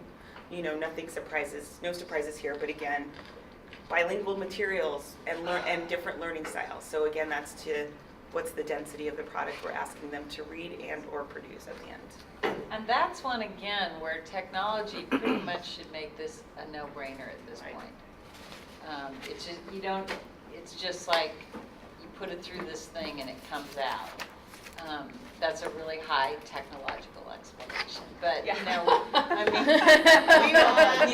watched that on the Medicaid forms, we just put it through this thing, and now the Medicaid forms are in Canton Chinese, and it's helped our Chinese population immeasurably. But those are things where we should be able to roll pretty quickly. Well, and there's the difficulty is getting just the English part down to like a 5th grade level, so that it's able to be translated. Because when we're translating these that's huge. College level documents, that it doesn't come through. So the other thing I would say is the funnel principle applies here, and this is really important, is in the standards writing side, you have people who are not, their time to write a standard is huge and detailed and can be really, really complicated, and you always have to be in mind that the person at the other end of the funnel has to be able to process it. So there's a reason Time Magazine has been written for decades at 3rd grade level. So we need to embrace that. I know there's a whole lot of smart people in Oregon, but we're going to get a lot further faster if we culturally say it's 5th grade. Right. I think that's exactly what Carol's saying. Pretty hard and fast. I mean, I have come to the side of 3rd grade. I used to be at 5th grade, but I've come to the side of 3rd grade. Because there are people smarter than us who still would prefer to read at a 3rd grade level because the things that we're producing don't make sense to someone who's a math professor. It doesn't make any sense. I agree. Well, and go back to how providers take everything so literally too. If it's not written in a way that's easily digestible, they're like, I don't know how this applies to. Right. And that was or what to do with again main complaint. I'm not stupid, but I don't understand what this says. So, English speaker. So, okay. Supports and incentives continued. Again, won't read them all, but materials released at the same time, all or none. So, providers that speak a second language or a different language feel disadvantaged because their stuff's coming later. Not fair. Have all the materials be a jumping point for cultural responsiveness. No brainer. More trainings spread out over more time so folks have more opportunity. Again, as we were talking about in a previous conversation, people don't have time during the day because they're working. And so what are our night opportunities? What are our online opportunities? And then add consultations and include them as training hours. So this one was a big one. They want certification to count towards their college credit. That's something we can think about. Yeah, is this are you talking about when they receive steps on the registry, and so you've had, or if they get stars, Yeah. Can that count towards their college credit? Because another point that they made, which was absolutely valid, was you've got college kids coming in to observe them. They're not getting any remuneration for that. That's a good idea. And so why aren't they also benefiting from the teaching they're giving to Yep. students? Exactly. So,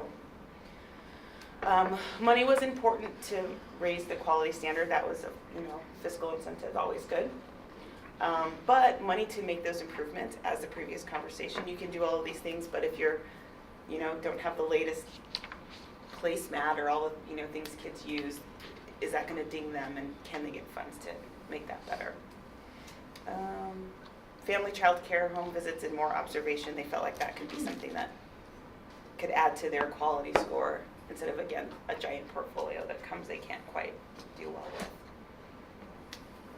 Spanish language supports, again, understanding the translation of the materials, nothing is surprising here.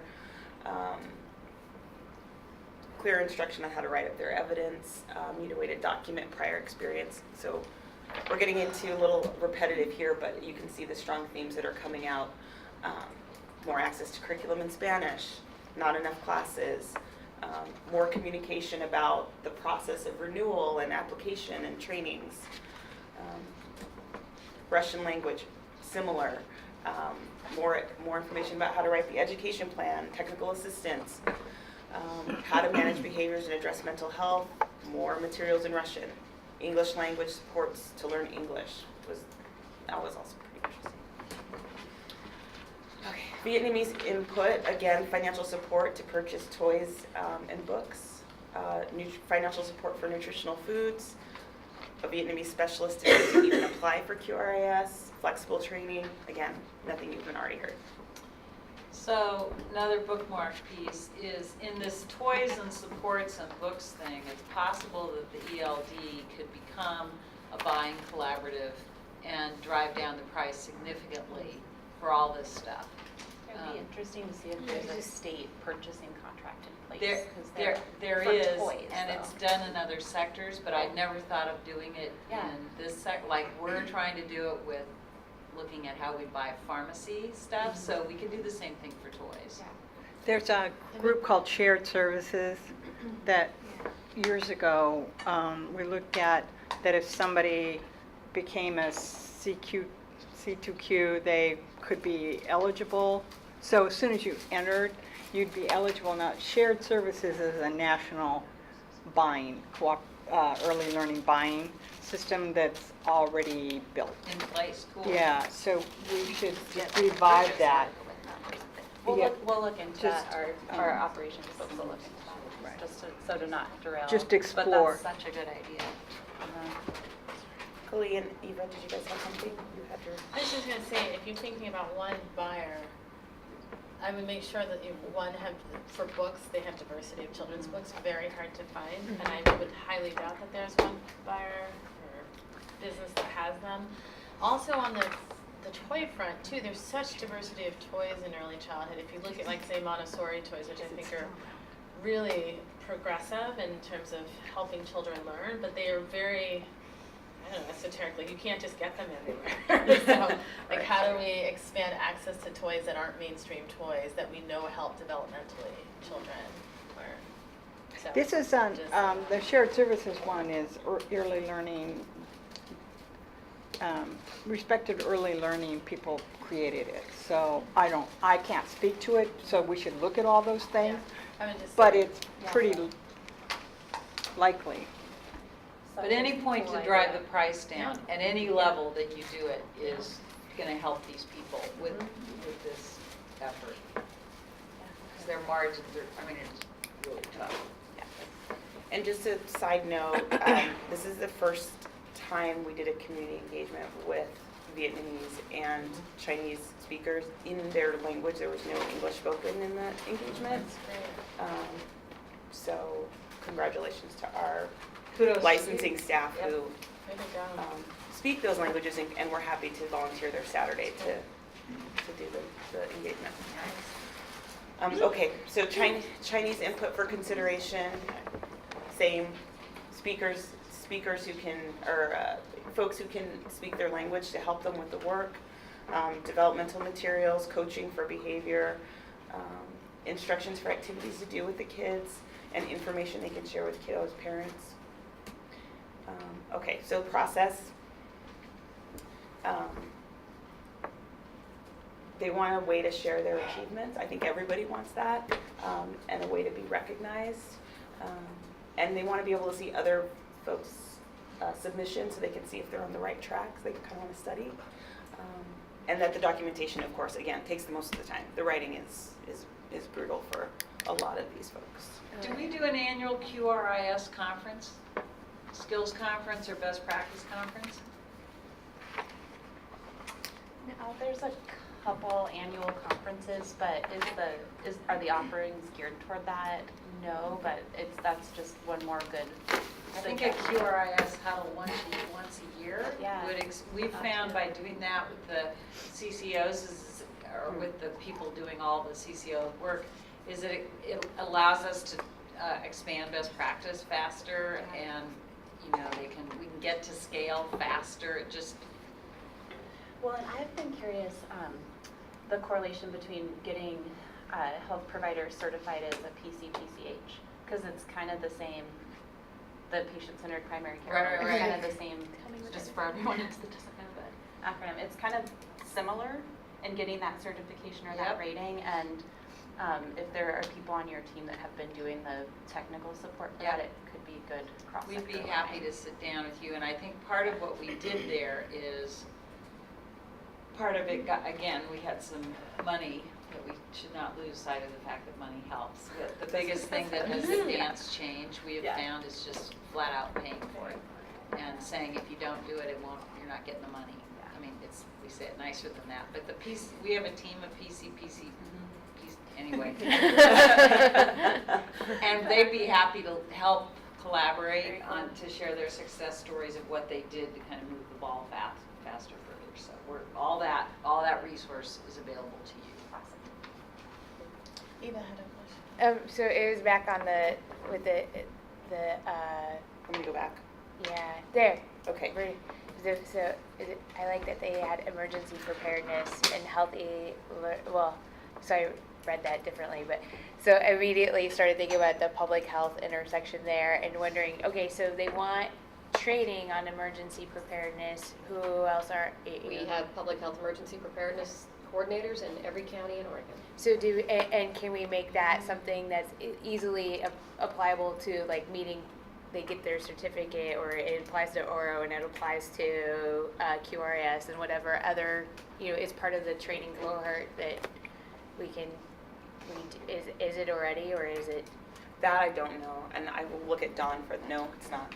I mean, it could be submitted. It would just depend on what the training is and looks like, but it's something to look at. Yeah. But we could create. I mean, it would not be hard to create support systems for the emergency preparedness programs to work with child care. I'm not saying it could be done for free. I'm saying that it could be done, and there's a lot of expertise in the state on public health emergency preparedness and all of that preparedness planning. Tons of resources and expertise. Yeah, and I guess it made me think, just because I sit on that board with Terry, like what other areas of public health could we be partnering around education and training for child care?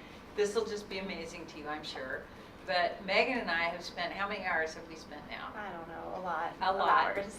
And we now have one of my favorite inventions in the entire world, a grid, which shows all the interface between public health initiatives and early learning division initiatives. And so, first of all, when we get that refined, we will be happy to bring it forward. But there are a number of both opportunities for integrating better, faster, easier, cheaper. And there are also a number of kind of opportunities to assess where those investments are going, and how we at Public Health can, again, lean in closer to the early learning work and advance it. I have a question. Is mental health included in there? So mental health is great question. Mental health falls under a separate authority within the agency, and so it falls under both Medicaid health and county health. It's in Oregon, it's in two buckets. It's in Medicaid and it's in county health, but not the county public health department. No. In the Although county, some of them are in the same building. they're in the same building, but they are a separate entity, and so part of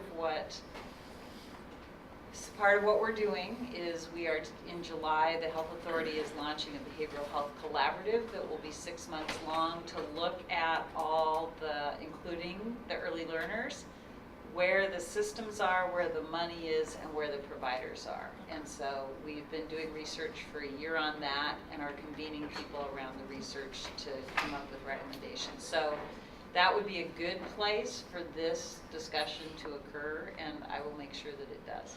Okay, and I think it has to be integrated into the training piece, and it needs to show up in the QRIS more. That mental health piece is huge, huge, huge, I think. I'll just give an example. The state had to rewrite their write a new edition of their Title V plan from the Title V block grant, and the federal priorities changed, so the state priorities changed, so the local priorities changed, and where we had traditionally put that funding as it rolled downhill to us was some of the areas were no longer allowed to use that funding. One of the things we locally decided to do is we have significant issues with breastfeeding continuation. We have great breastfeeding initiation rates, but when moms return to work, almost all of them stop breastfeeding who are WIC moms, even with the support we have. So one of our strategies is we're going to teach a class at Child Care Resource and Referral on how child care providers can support breastfeeding families. So, those sorts of things come together across the state. We need workforce to understand the importance of this as well, because I think some work environments don't allow women to pump or to take the breaks they need. Well, that's a violation of the law. I was going to say, isn't that required? It's still, but if they don't know that it's the law, It takes the employee to report that. Yeah, I don't think there's accountability. Oh, it's difficult, yeah. Well, I will whip through the rest of this. That's okay. It's a good tangent. That was really interesting. Okay. So, back on the process, the clarity of the process around the instructions for submission. Everybody wants electronic submission and consistency during the feedback and review process. Transparency process with the clarification around grievances and appeals, and support for centers and family care for the first time they're making the submission. Those are domain acronyms that I don't know, so I won't talk about that one. It's learning and development, provider qualifications, and the administrative and business. Thank you. Okay, so rating and monitoring. Can we get a hybrid system when you're doing observation and site visits? Again, that goes to the repetition of things that happen. The site visits are especially important for resubmission. So if you did it the first time, it didn't work out, can you come see how we've improved to observe rather than having to write it down? There's the photo one again. Please, can I show it with photos? And then again, streamline the resubmission, not resending the whole portfolio, but maybe the newest part, the addendum, the second stage. Yes, ma'am. Sorry. At one point there was and I don't know if it's still in there, but if you've received a complaint while you've been going through the process, is it only if it was a founded, can you still get a rating if you received a complaint and had an investigation but it was unfounded? I don't know. I see head shaking back there. Yes, you can. There's a compliance policy, and it's only if it's a serious valid, and then there's actually a way to have a conversation about what that is too. Right. So you can say, oh, receive technical assistance and seen improvement, you can get your rating then. And the Office of Child Care has instituted an appeals process as well. Yeah, that's what they're, I figured that was in the grievance, but I didn't know if that was part of the, okay, thanks. Okay. And then consumer education, which is going to my part, but parent education of what star ratings mean. What's a 3-star compared to a 5-star? What does that look like? Advertise to the public to increase the understanding of stars, of course. Information to parents, showing photos of star-rated facilities so people can see what we think a 3 is or what we think a 5 is, and that QRS has the potential to raise childcare to a professional level. QRIS matters. Standards are important. QRIS professionalizes the field. Spanish and Russian language supports are good. They want more. Recognition has made folks feel really great about themselves and the work that they're doing. Okay, so these are the top line themes. Simplify the standards and align them with licensing requirements. Plain language materials, more curriculum with realistic application, need curriculum development support for individualization, cultural responsiveness in not just training but in practice, cultural responsive language integrated into the standards. Experience should count when you're talking about professional qualifications, and 9 months for the process. Site visits and observation to relieve some of the written part of the documents. They want to see samples so they know what they're doing. Online option or paper option depending. Simplify the resubmission process. An opportunity to get feedback along the way. That was a big one because there's no one to check with as you're doing it, so you don't know if you're doing it right. Counting for college hours, the education to the world of what QRIS means, and photos. I just want to underscore something you said. Cultural responsiveness is not just training, but professional practice. I want to highlight that one and underline it because I think it's very important, and I think it is part of the reason why we have some of the gaps we have. And so I don't know how we get to that, but I think it's an important, I guess, value that we have as we move forward with this QRIS. Would you say that again, Kelly? It's the well, it's not my words. Okay. But, one of the top line themes is cultural responsiveness is not just a training, but professional practice. And it's true of people of every ethnicity because you're typically serving different groups of kids. So just because I'm African American doesn't mean I am culturally responsive to Latino kids. Like it's something that I think everybody needs to make part of their practice, and everybody could use that as like something that they're going towards. So And that goes to the, what was it, plain language piece. Because part of what happens there is people feel like they have a mountain to climb and that it's impossible. And so what you have to do is demystify it and give it to people in a way that they go, okay, so I have 5 kids here. 2 of them are Hispanic, 1 is African American, 2 are white. Here's some things I can do right now that are not 20-page reports, that are not fear-producing, but are rather practical, easy things to do. And in my experience in converting a program to a Native American, from a white psychiatric program to a Native American psychiatric program,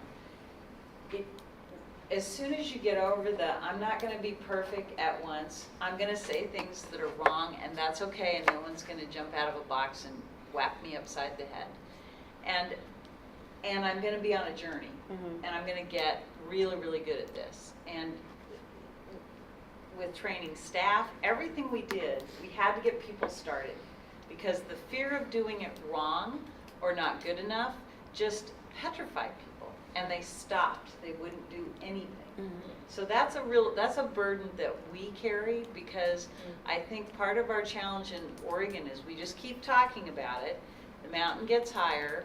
No one wants to make a mistake, but we don't get going. And we'd be better off getting going and being good. And then if 5 years from now we're exceptional, that's great. Much better. But we have to demystify. It's got to be simple. Can't be big complicated, a little video, I've done a lot of work with Russians. I had to learn the hard way. What are the cultural values of Russians, right? But if there'd been a little 5-minute little video on my computer where here's the things you do not do with Russian children, right? It's not part of their value set. They object to it. If I could have learned that in 5 minutes, I would have saved a lot of time. And that's what we have to get to. So Eva? I went on the piece about other languages and how they get left behind. That was one of the things that got called out to me early on by our Spanish-speaking providers who were really eager to get involved with QRIS as it was being first implemented, but there were no trainings and it wasn't available in the first wave. And, you know, they've often asked, are we going to get incentives that are comparable to what our English language providers got in the first few waves? And I know that, you know, our funding dynamics have changed, but like how do we go back to make sure, you know, as we do this more and it gets out into the state more, that, you know, it's equitable rollout, and that, you know, we give other providers opportunities for those initial incentives too. I just want to say that, thank you very much, first of all, and thank you to all the people who've come down and visited with us in Portland. And I know they must stand and say, oh God, I had to go last week, and no, you have to go this week. No. And because, and what we're pushing for is we need to get better. We know we need to get better. And as we're trying to improve what we're doing and that everybody's moving in that direction, we don't have any problems being in the forefront of stumbling and not doing it right, but we need to not be investing what is in a huge amount of time on this checklist, when we really need to be spending a huge amount of time on getting better student outcomes, more culturally responsive outcomes. So for me, it's easy to, if you're looking at a class and you have 10 kids and there are various groups and the same group keeps making it and other groups keep getting left behind, you got a problem with cultural responsiveness. I don't need QRS to come in here and have me checking something off. See what I'm saying? We're trying to sync that up. So I want to make clear that's where we're coming from. We know we need to get better, and what did Lynn say? I'm stealing your words today. We need to have integration better, faster, easier. And that's what I hope is going to come out of all of this work, and that Oregon ends up with, it's something that is better than what was created in the 70s and 80s. Yes. Clearly, sort of like our playground equipment, clearly that is not what we need now. It's a different need. And I'm hoping what we come out with ultimately is something that is reflective of the change of how we approach these tasks before people begin to think, well, I can never get up the mountain, and they just disengage. Yep. So all of that to say, I'm not anti-QRIS, I just want it to be a little faster, easier, better. Well, and I'm anti-QRIS if it's not relevant. Like, I don't see the point of a system for the sake of just to say we have a system. We need it to be relevant, dynamic. I know I've complained about it in the past because I think that it's not great, and I think it needs to be better. And I talk to providers who are stressed by it and are trying so hard to check all these boxes. And I want them to focus on their practice and being good at their practice and supporting children. And so I don't feel like QRIS should create that condition. And that's part of what my concern has been with it. And I'm glad to see we're trying to shift things. Back to Lynn's thing about working with different cultures, and we've done something. I mean, QRIS is something. We had nothing. We've done something, and I'm really proud of us for coming back and saying, we're going to look at it and we're going to shift it if that's what needs to happen. Because had we not jumped into something, we would still have nothing. We would still not have a kindergarten readiness assessment. We've made a lot of things happen in the last few years that people talked about in Oregon for a very long time and were afraid to jump. And I guess we're the brave ones that we jumped in and did something about it. So no, it's not perfect, but we've got to keep plugging away at it. Thank you. Any last comments? Thank you, Carol. Thanks. That was fun. That was great. Are you enjoying your job? I am. Good. I am. We like I get it. to do fun things like this. Yeah, cool. Can I say just a public thing, like a deep thank you to Carol, because in the almost year you've been on our staff, you have completely changed the way that we're actually able to do this, which is what makes us better. we need to improve. We need to get better too, just like I know she's Harriet never was sending saying. us to Portland. I haven't seen her in Portland yet. And- What's up with that? I'm always in Salem. But I just, it's a true testament to your skill, and you've completely changed the division's practice with a team of people. Yes, with But McNabb. this is great, and I think this is nothing, I'm not saying this about myself, but I think it takes courage for a government agency to admit, okay, we did something, glad we did something, but it's not perfect, and we need to keep iterating, and you've helped the division be brave. So thank you. Well, thanks. And I have to say Meredith, who does the QRIS work, I was listening to her the other day on the phone, because who can't hear her on the phone sometimes? But I heard her just like battling for like African American kids. Like I just heard her over the cube, and I got a little eye watery because it's like we've hit a moment where like now we don't have to go backwards, and so because of her we get to do this work, and so she should also get a lot of cheer for that. So thanks. Thank you.